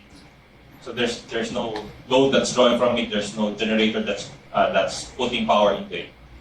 The other side of it, you may have a preferred bus location. So maybe you have a customer that you want to take care of, and by definition, that point is interesting. So maybe you put a meter there. Okay. And then all the other considerations, like there might be channel limitations with the PMU. So your micro PMU might not be able to measure some phases, or might not be able to measure currents or voltages at some points. There's also leaf buses. Leaf buses are basically your terminal buses. So these are the buses at the end of the network. And there's also the possibility of doing network reduction as well as decomposing the network. Okay. So one example that's done in that paper is, you have an original 40 bus network, and one of the cases that's worked out can actually reduce the problem to about 21 buses, and you're still able to solve you're still able to get the same solution as if you did it for the 40 bus. That means instead of doing it for 2 to the 40, you're doing it 2 to the 21. Okay. So that's a significant reduction. Now, these are just these results. So here we see the system observability redundancy index, which is basically the observability index. And he is comparing his method, which is the ILP, which stands for integer linear programming, and OPP SSR, that's optimal placement problem with search space reduction. Compare that with the traditional ILP, and he's basically getting the same observability index. Actually, he's also getting the same placement, but that was too cluttered to show here. Okay. So the point here is that still using as a reduced search space, you still get the same answer with the same index, and so that means there's not much loss in terms of the solution. Okay. So that's the optimal placement. Now, what we found was actually there's some feedback between the optimal placement problem and the state estimation. So there's some coupling that's happening there. So this one was done by Paul, and here we have a network where there are 17 candidate micro PMU locations in red, and there's automatically a micro PMU at the substation location here on the left. Okay. So if you're going to do this 18 candidate locations. Then you're going to exhaust all possibilities. Then you're dealing with about 260,000 combinations. Whereas what Paul proposed was actually to do it by incremental decrease. The first step, you assume that all the locations have a micro PMU, and then you choose the location for which the measurement does not really help your state estimation. So you choose the least helpful micro PMU, and then you remove that. Then you get 17. Then you remove one more, then you get 16 and so on. So it's an incremental decrease. And for that technique, you only need to test about 153. So that's a significant reduction in the search space as well. So here is the priority. Here is the solution for what's the priority for meter placement. So if you have one, that's automatically at the substation. Then if you have another one, then you place it at node 836, and so on and so forth until you get to the 18 PMU. Okay. Now, what's interesting here is actually, if you look at this is on the left hand, you have a graph that's comparing the error versus the number of PMUs. So the error is the vertical axis, and then the number of PMUs is the horizontal axis. And here what you're seeing is that there's a significant decrease in the error up to about 5 micro PMUs. And then after that fifth one, the decrease in error or the improvement in the state estimation is quite small. And in fact, if you look very closely, there's the counterintuitive result there where if you add more, you're getting higher error, slightly higher errors, which might be attributable to overfitting the problem. So here, and then on the right side is another graph that's basically showing the magnitude and the angle. So magnitude is the vertical axis, and the angle is the horizontal axis. And then the red ones is if you have only 2 PMUs, so your phasor errors are high, because what you want is to center it at 0, 0, 0. But when you get to 5 PMUs, then you're at the yellow region, and you see that the yellow region is actually clustered around 0.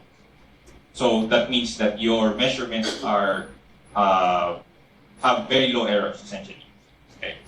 So here, basically the problem that what Paul did was he applied linear regression to the power system state estimation, and he showed that there's actually a feedback from the state estimation into the optimal placement problem. Thank you. Okay, so the next one, which I think is unique to the second component, is about the deployment of the micro PMUs.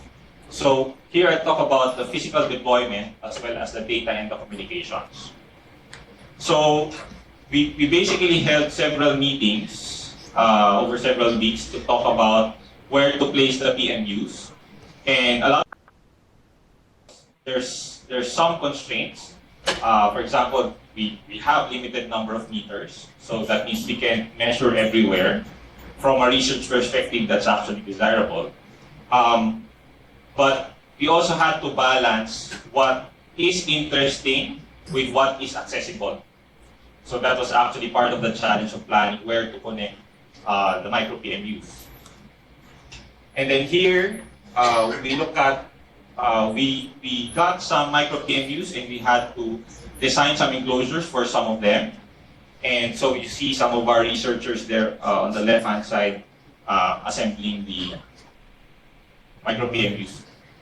And that's what it looks like, sorry, in the oval shape there. So that's what it looks like before it's brought up to the fold. Okay. So our researchers actually went last week, or no, it was 2 weeks ago. That was, I think, the third phase of the deployment. And for example, here, one of our researchers is connecting the micro PMU at the utility switch gear. So he's working with an engineer from the partner utility. And then here we see our researchers assisted by the personnel from the partner utility as well, connecting the micro PMUs at the various locations that we have decided. Okay, so that's what it looks like when it's connected to the pole. Okay. Here one of our researchers is, I think, waiting for phase lock, which is How long? typically 30 minutes to an hour, thereabouts. Okay. So some challenges about the physical deployment. Well, there's some assembly requirements, and actually what's challenging about the micro PMUs is that we need access to three-phase low voltage connections, which are not necessarily available at all interesting points in the distribution network. Meaning if there's an interesting location and it's only at the primary voltage, then you have to have some way to bring down the voltage and bring down the current to equipment ratings. Okay? And there's also the challenge of having access to grounded neutral. So some of our utilities in the country use 3-wire networks rather than 4-wire networks. So that's actually a problem for accessing the neutral. And there's also some outage considerations. For example, if you need to connect a CT, for some locations, what that means is you have to interrupt some customers that are downstream of that line. Okay? So, well, at least, fortunately for this project, we haven't yet caused any interruptions for some customers. Okay? So, the problem is actually we need to match where it's interesting versus where it's possible to connect. Okay? And there's not necessarily opposite, but not necessarily parallel as well.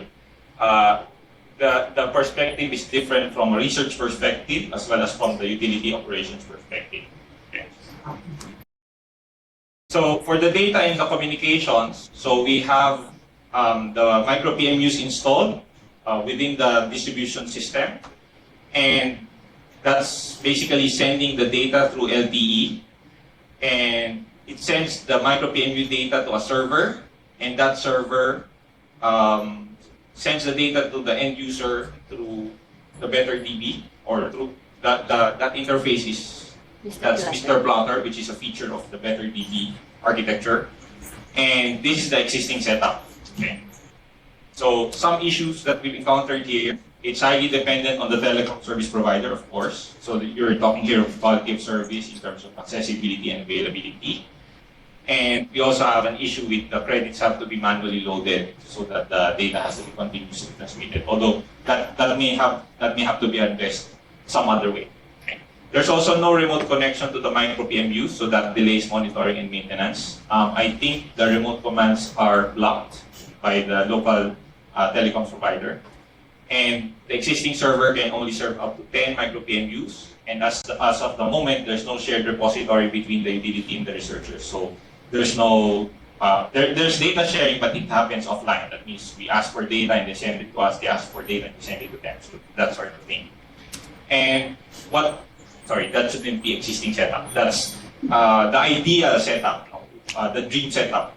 So what we want is actually to be able to connect the micro PMUs through the LTE with a virtual private network, so that hopefully we can send the remote commands and do the monitoring and maintenance remotely, as well as having two servers, one on the DU side and one on the UB side, with a shared repository, so that the end user actually accesses data from the shared repository. The idea is, I think part of it does have to deal with the server load. Okay.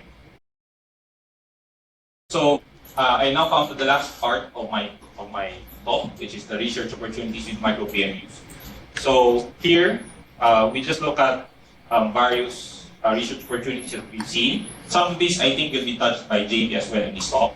So for event detection, for example, fault event detection is, and then extending that detection to being able to classify and locate the faults. And switching events, the islanding detection, which is actually Lian is working on right now, as well as the cyber attacks. Okay. Now for state estimation, there's bad data scenarios. For example, if some of your meters might actually be sending you bad data, so how do you detect whether there's actually bad data in your data set? And there's also the possibility that the micro PMUs might be on outage, so they're not working. And there's also topology changes, so the unintentional ones like line outages, or the intentional ones like network reconfiguration. So maybe you need to have switch status as well to feed into your state estimation. And we also need to consider that for distribution, the three-phase unbalanced nature of the network is actually very important. Okay. Now the other one is we also might want to consider a mix of devices, so not just micro PMUs and SCADA. Maybe you have fault indicators, you may have switch status or other devices as well. And then for optimal placement, the same mix might actually be interesting as well, because that might reduce the number of devices that you would actually need. And part of what we're actually learning is that in the optimal placement, there's a lot of assumptions about ideal conditions of the connection that you might have to consider in the future. So for example, there's limitations on the network connections. So some locations might not actually have three-phase available. So there's only single-phase or two-phase available. And right now, we're measuring mostly load current. So either it's the load of the DP or the load of a customer. And how do we make it so that we're actually measuring the line currents, which is usually the more interesting current. Okay. As well as how the state estimation can feed back to the optimal placement problem. For example, Paul used linear regression. So maybe we can actually replace that with other machine learning techniques. And maybe instead of incremental decrease, we can do incremental increase, the other side. Okay. So some other research opportunities that's basically related to micro PMUs, but not on those three topics. So one thing that would be important as well when we're talking of measurements here is that there would be errors in the measurement. So how do we correct for that? So the errors can probably come from because you're connecting to the CT or to the PT. So you have instrument transformer, so there's some errors there. So how do you correct for those errors? And also because in most occasions, you're also probably connecting at the secondary connection point, at the secondary distribution level. Then you're passing to a distribution transformer. So how do you measure, or how do you use your measurements at the secondary to estimate or infer what your measurement would be at the primary? So you might have errors through the distribution transformer as well. And it may also be possible to use the micro PMUs to characterize a portion of the network and to validate the models that you have for the network. For example, the simplest way to think about it is if I connect two PMUs across a line, then can I actually get a better model for that line? Okay. And another one is, of course, phase identification. So normally in textbooks, when we're answering textbook problems, we're told this is phase A, that's phase B, that's phase C. But in practical situations, sometimes that's not necessarily known as well. Meaning phase A and phase B and phase C are, you're uncertain about which phases actually are. So the idea is how do we identify what phases each point in the network is connected to. And then there's also phasor-based control. The idea behind phasor-based control, I think, is about there's an opportunity for decentralizing the control. So that, for example, you have the PV modules and you have inverters there. And instead of having a centralized control or a centralized controller controlling everything, maybe that inverter can actually just track a local phasor and use that to control its own behavior. Okay. And of course, once we have all of these micro PMUs installed, then we'll just basically have a wealth of data. And I think that's exciting because once you have a lot of real-time data, then there's actually a lot of things that you can do with that. Okay. And I don't know what all of those things that can be done are. Okay. So, thank you.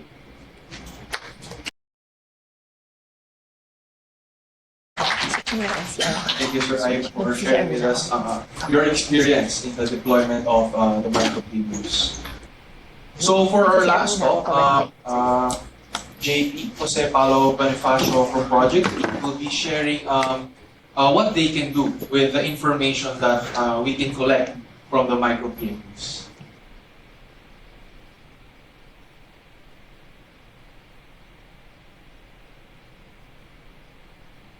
Okay, thank you, Christian. My name is JP Bonifacio, and I work with the Project 3 group for our Picari Resilient Grids. My presentation today will actually be sort of compilation of the different research that has been done under Project 3.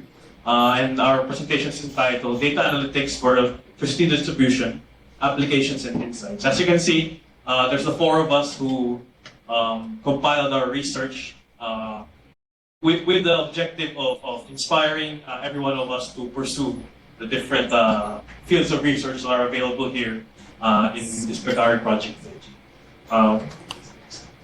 So I think the question for project really stems from what are the obvious problems or the problems we can find in electricity grids.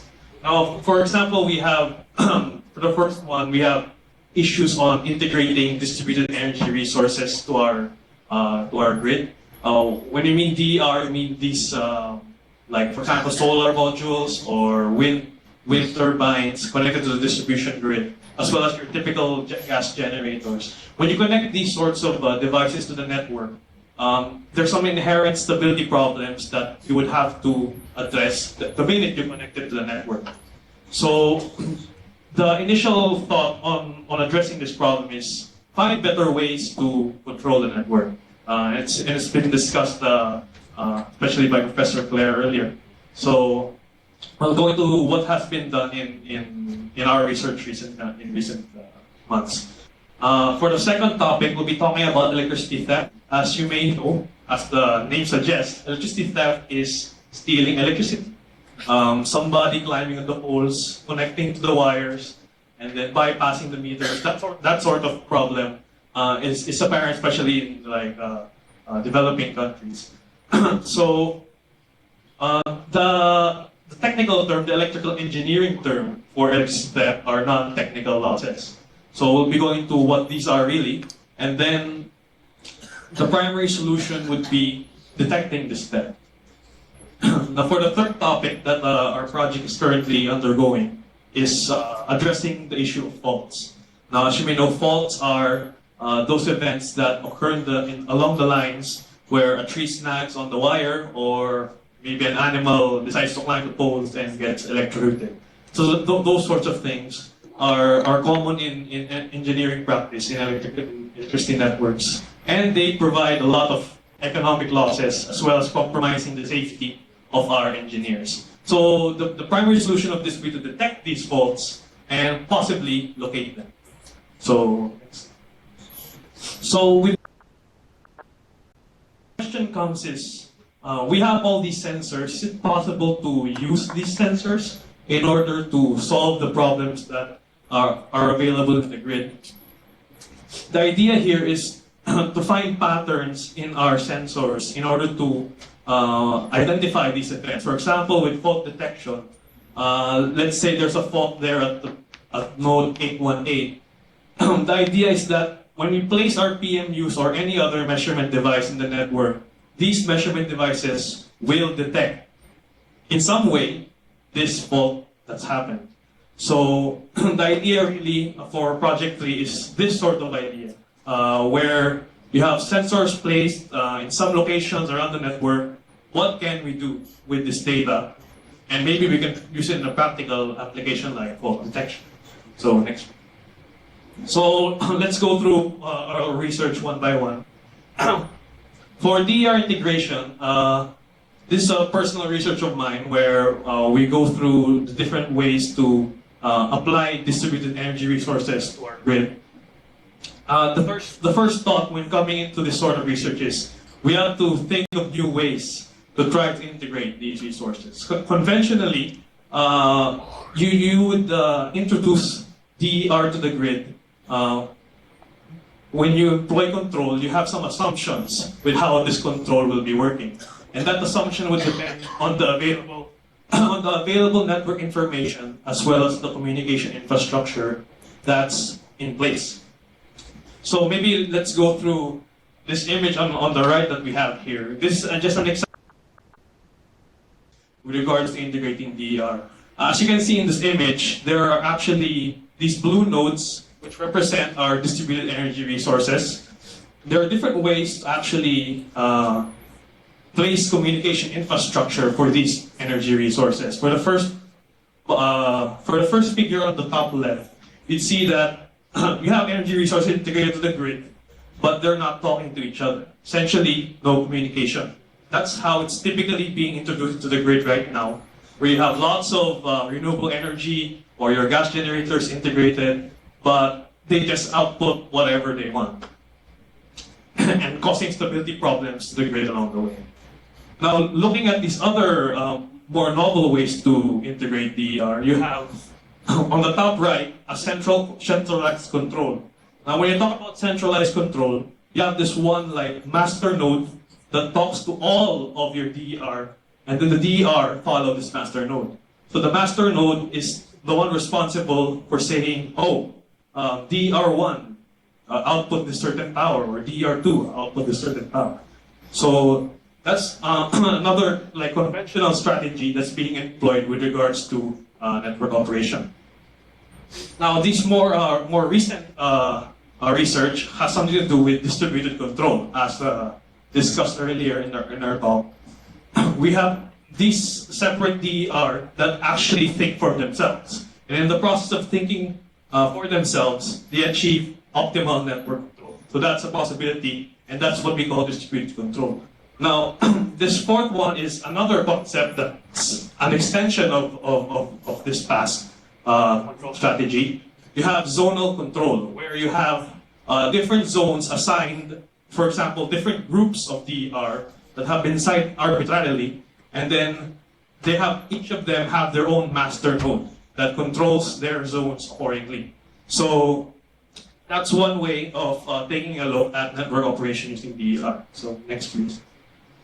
So actually, this has already been discussed by Professor Claire earlier. Regression-based inverter control for decentralized OBF. But I think it's useful to go through the whole flow once more. So the idea here is that it's an example of distributed control.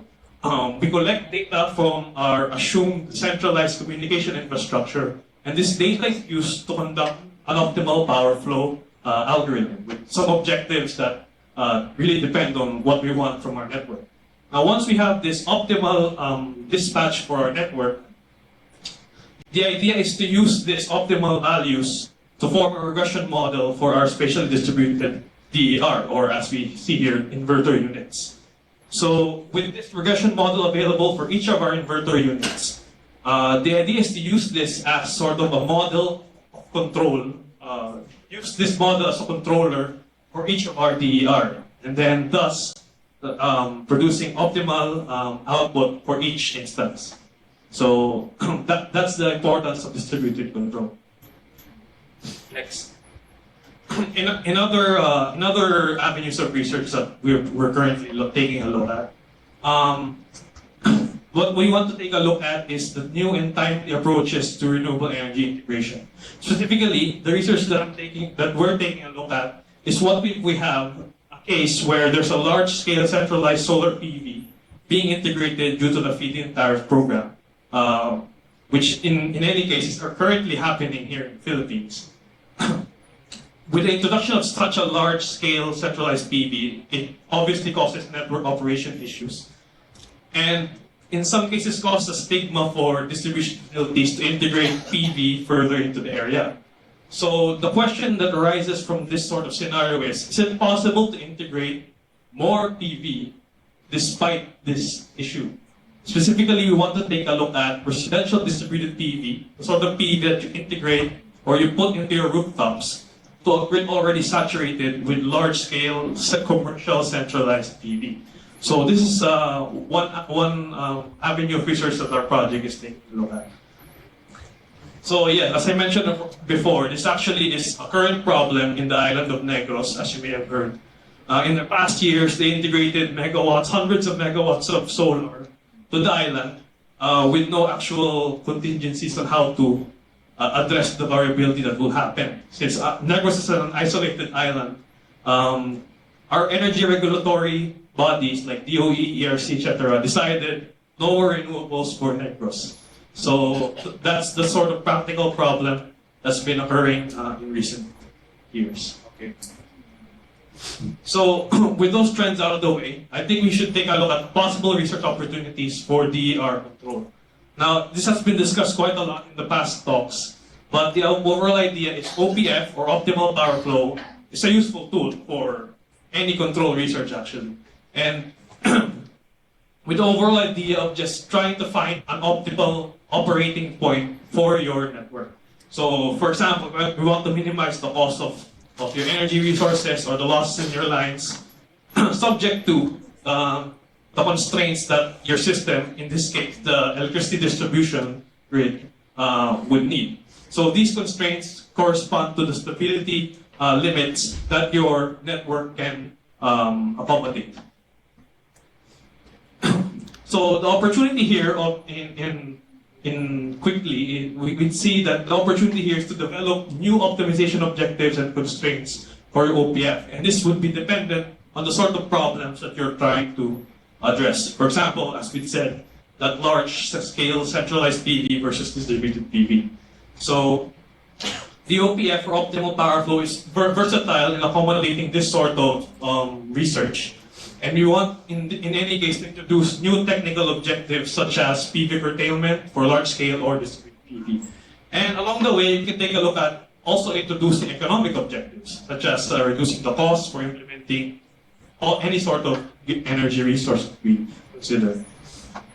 So in addition to that, we also take a look at various opportunities to add to the current body of knowledge with distributed control. In our example, we have the regression-based inverter control. And it's an interesting project to think about introducing our micro-PMU information such as phase angle, and voltage magnitude to regression-based inverter control. So that's a possibility. With regards to distributed versus centralized PV research, the one we're currently doing, there's a possibility of siting and sizing distributed PV in the presence of centralized PV. And along the way, assessing various economic objectives leading to policy and contract design changes. So that's what we can take a look at for DER integration. Now, taking a look at electricity theft, as you mentioned, it's termed non-technical losses. Non-technical losses is a more general term, and it can happen at different parts of the network.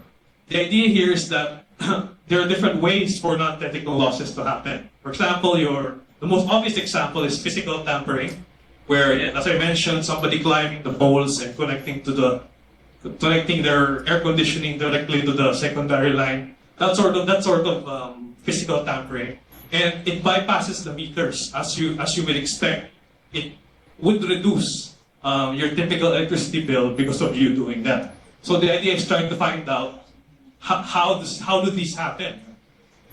In other scenarios, you have communication network issues where you have, for example, transmission of smart meter data across certain networks, and as has been mentioned before, the cyber aspect of non-technical losses, you'd have sort of reduced metering based on your communication network failing. And alternatively, you have equipment malfunction, which, for example, this typical metering device failure will also introduce some non-technical losses to your network. Now, there are different ways to address this issue. From a machine learning standpoint, the idea is for us to take the data and recognize different patterns based on this data. So let's take a look at this flowchart, for example. You have raw customer data, and it processes this data in such a way as we'd be able to find out, pinpoint, which are the fraudulent suspected customers. Now, as you can see in these blocks, we've sort of black boxed it into a machine learning, any sort of machine learning algorithm. And with any machine learning algorithm, the issues we were dealing with are with imbalanced data set, with an imbalanced data set. So that will have problem. That will give you problems with regards to training your model.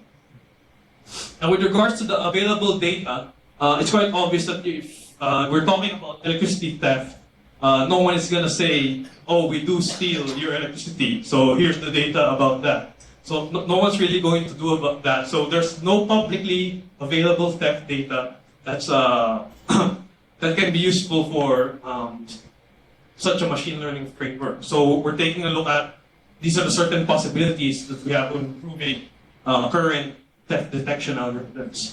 And in any case, in past studies, the idea is to simulate your own theft model. You ask the question, how do people steal? So with that sort of initial question, you get to sort of have an idea on how to conduct your theft detection using machine learning. Yeah, next. In addition to this, you can also take a look at it from a state estimation framework.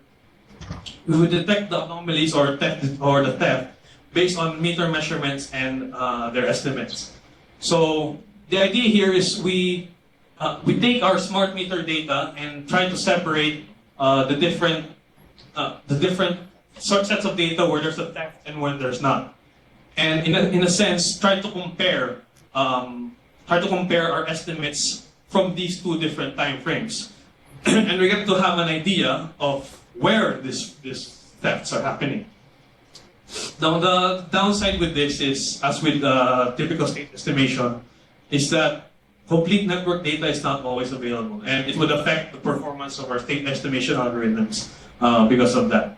And similarly to before, the unavailability of theft data requires us to simulate our own theft models.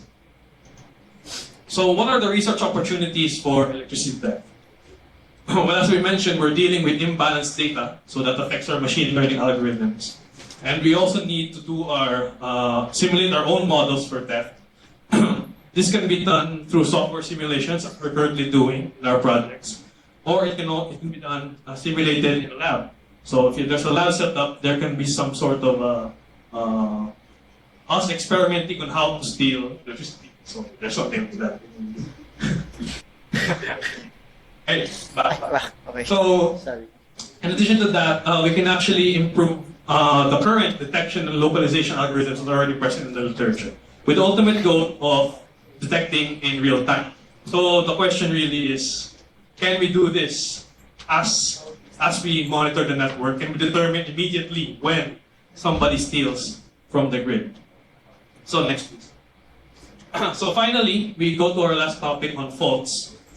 Now, as we mentioned, the idea with faults is there's some unusual thing that happens in the network, and the current, instead of flowing as we normally want through the lines, goes directly to the ground or in between the phases.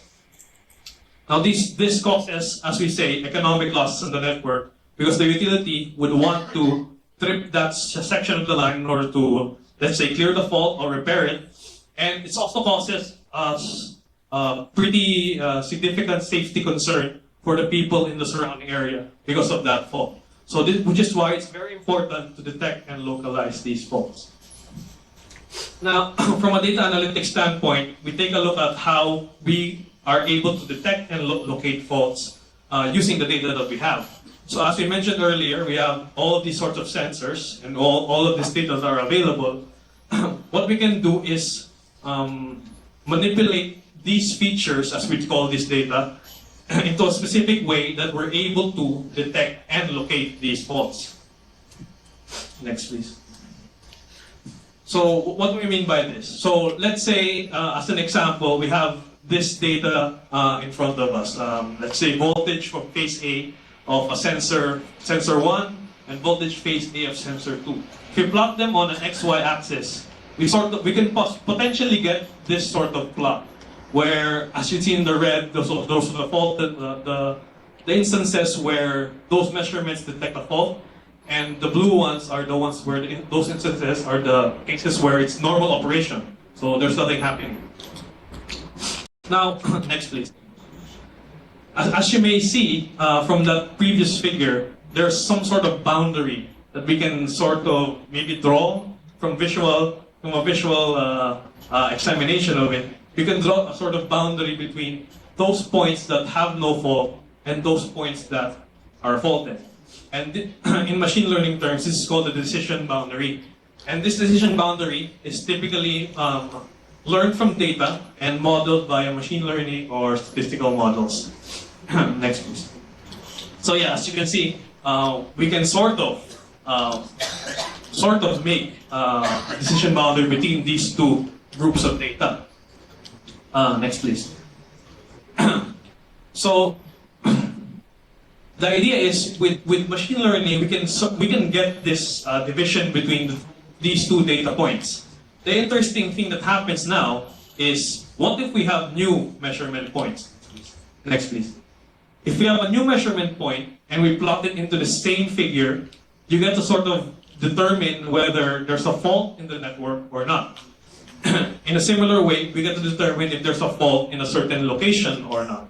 So those are the sort of machine learning approaches that we have with regards to finding patterns and determining fault detection and localization.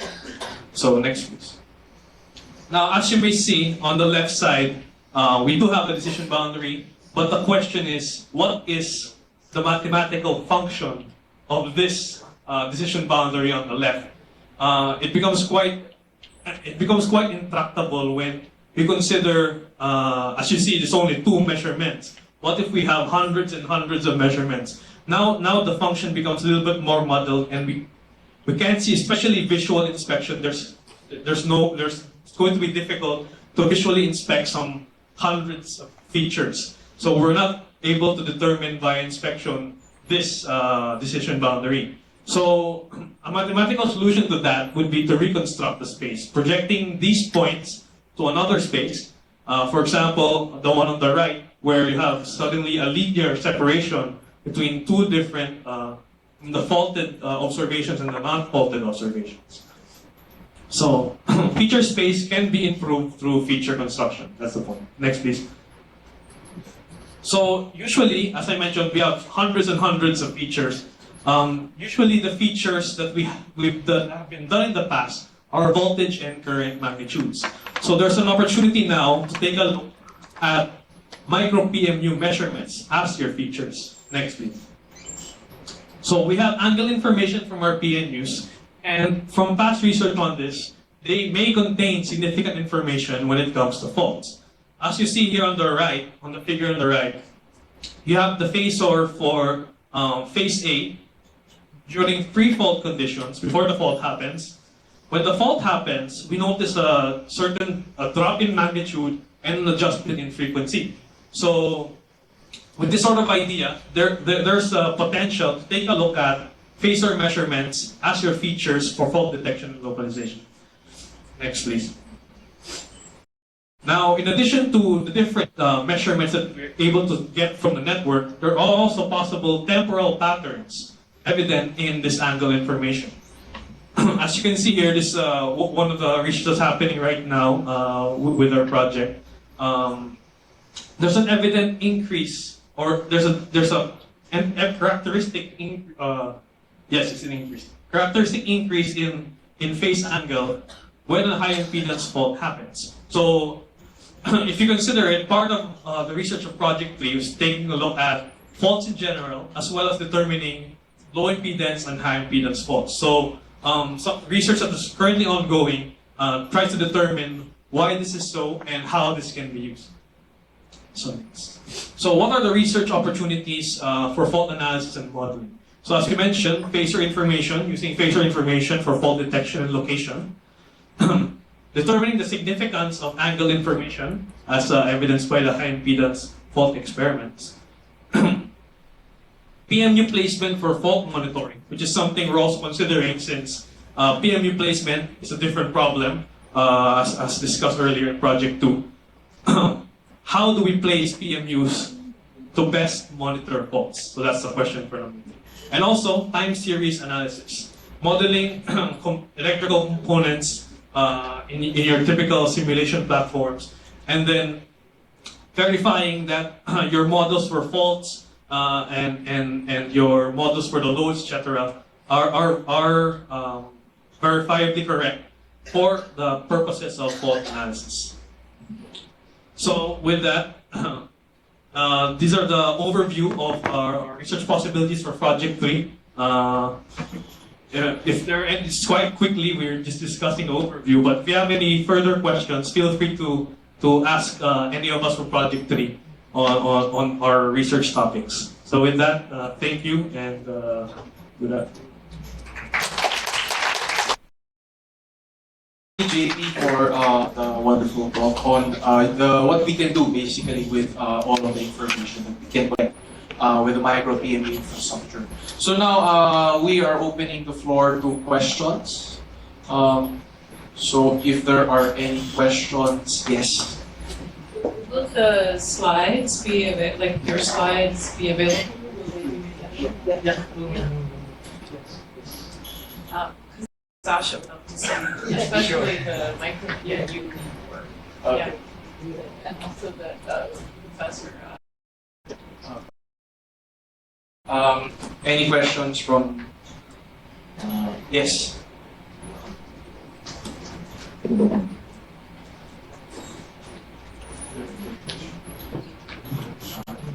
Directed. Hello. I'm not really sure to whom to direct this because for the micro PMUs earlier, I'm not really that familiar with them, but I'm curious on how the communications aspect of that work. At first, I was a bit confused since there was a picture of the researchers connecting the devices, so I think I utility read. But then there were external servers and LTE. Does it communicate with the server via HTTP? And if so, how is the data currently encrypted for communication? And also, how is the GPS time synchronized between the devices? And I think I also have the same question also for the meters. I'm sorry if this is a very new question. I'm not really that familiar with meters. Kyle will try to answer. The communications guy.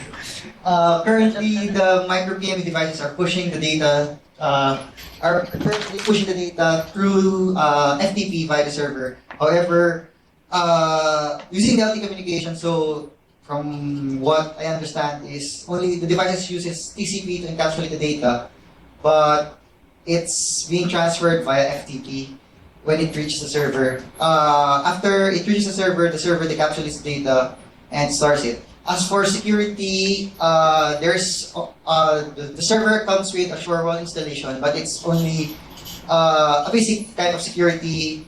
There have been instances where there are unknown IPs that try to inject data into the server. However, since the micro PMU data is encapsulated using a different IEEE standard, the server blocks the incoming data, and only the real micro PMU data gets inside the database. That's the other part of your question. The other part of my question was about how the devices are synchronized via GPS time. Each of the devices comes with a GPS module that synchronizes with satellites. Is it the same for meters? They work same. Sure. No.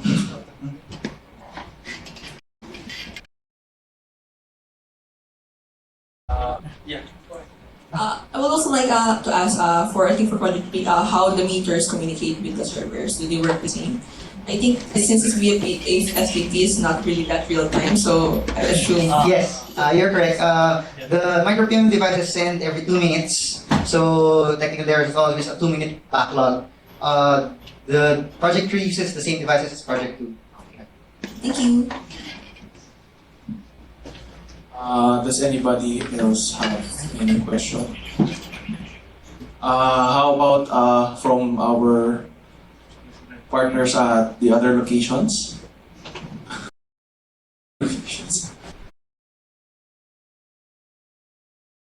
No more questions.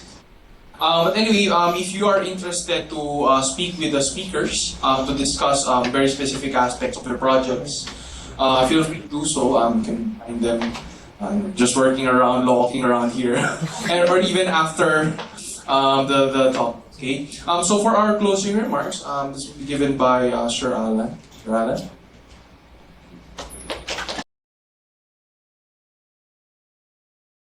Okay, so first of all, I guess I'd like to thank everyone coming, and I guess we have provided a sufficient incentive, rational incentive, meaning, so for you to be still present after how many 2 hours, 3 hours, and the objective of this talk has been to, I guess, to present to you our possible extensions of the research that we're doing, and also to invite those who are interested to collaborate with us also in pursuing these extensions of the project. And we have seen a lot of possible extensions from different areas of the problem involving power system, from pricing to the technical, even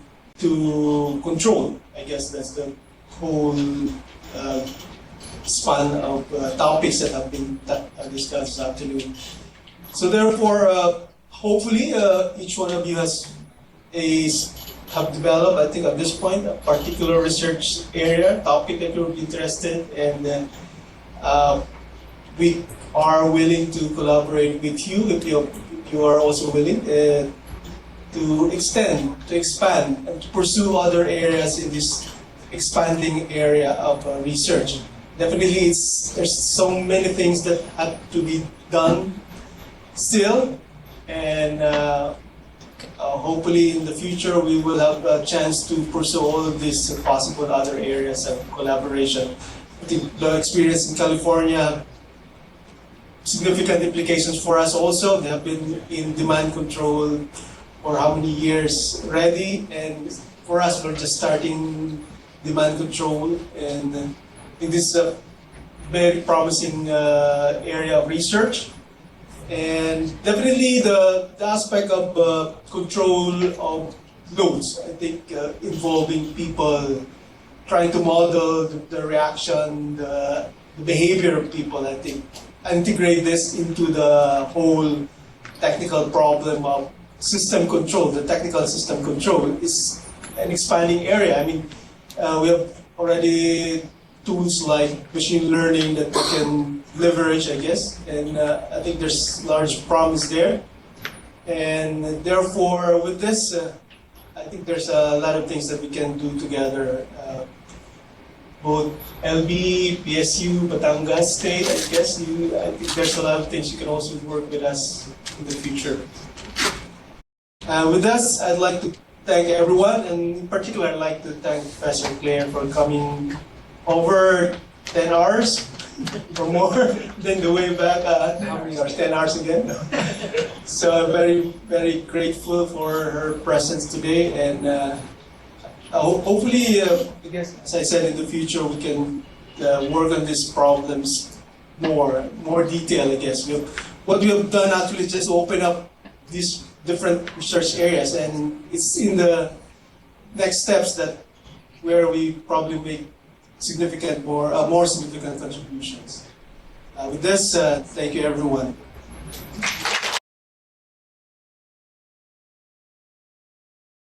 So that ends our program. Thank you everyone for actively participating in our talks and seminars. And we'd like also to thank our partners in the UPLB, Pangasinan State University, and Tanga State University for actively basically listening to us as well. I think the best part is when we celebrate and eat outside. Okay, so thank you so much for attending our seminar. Our foods are served outside.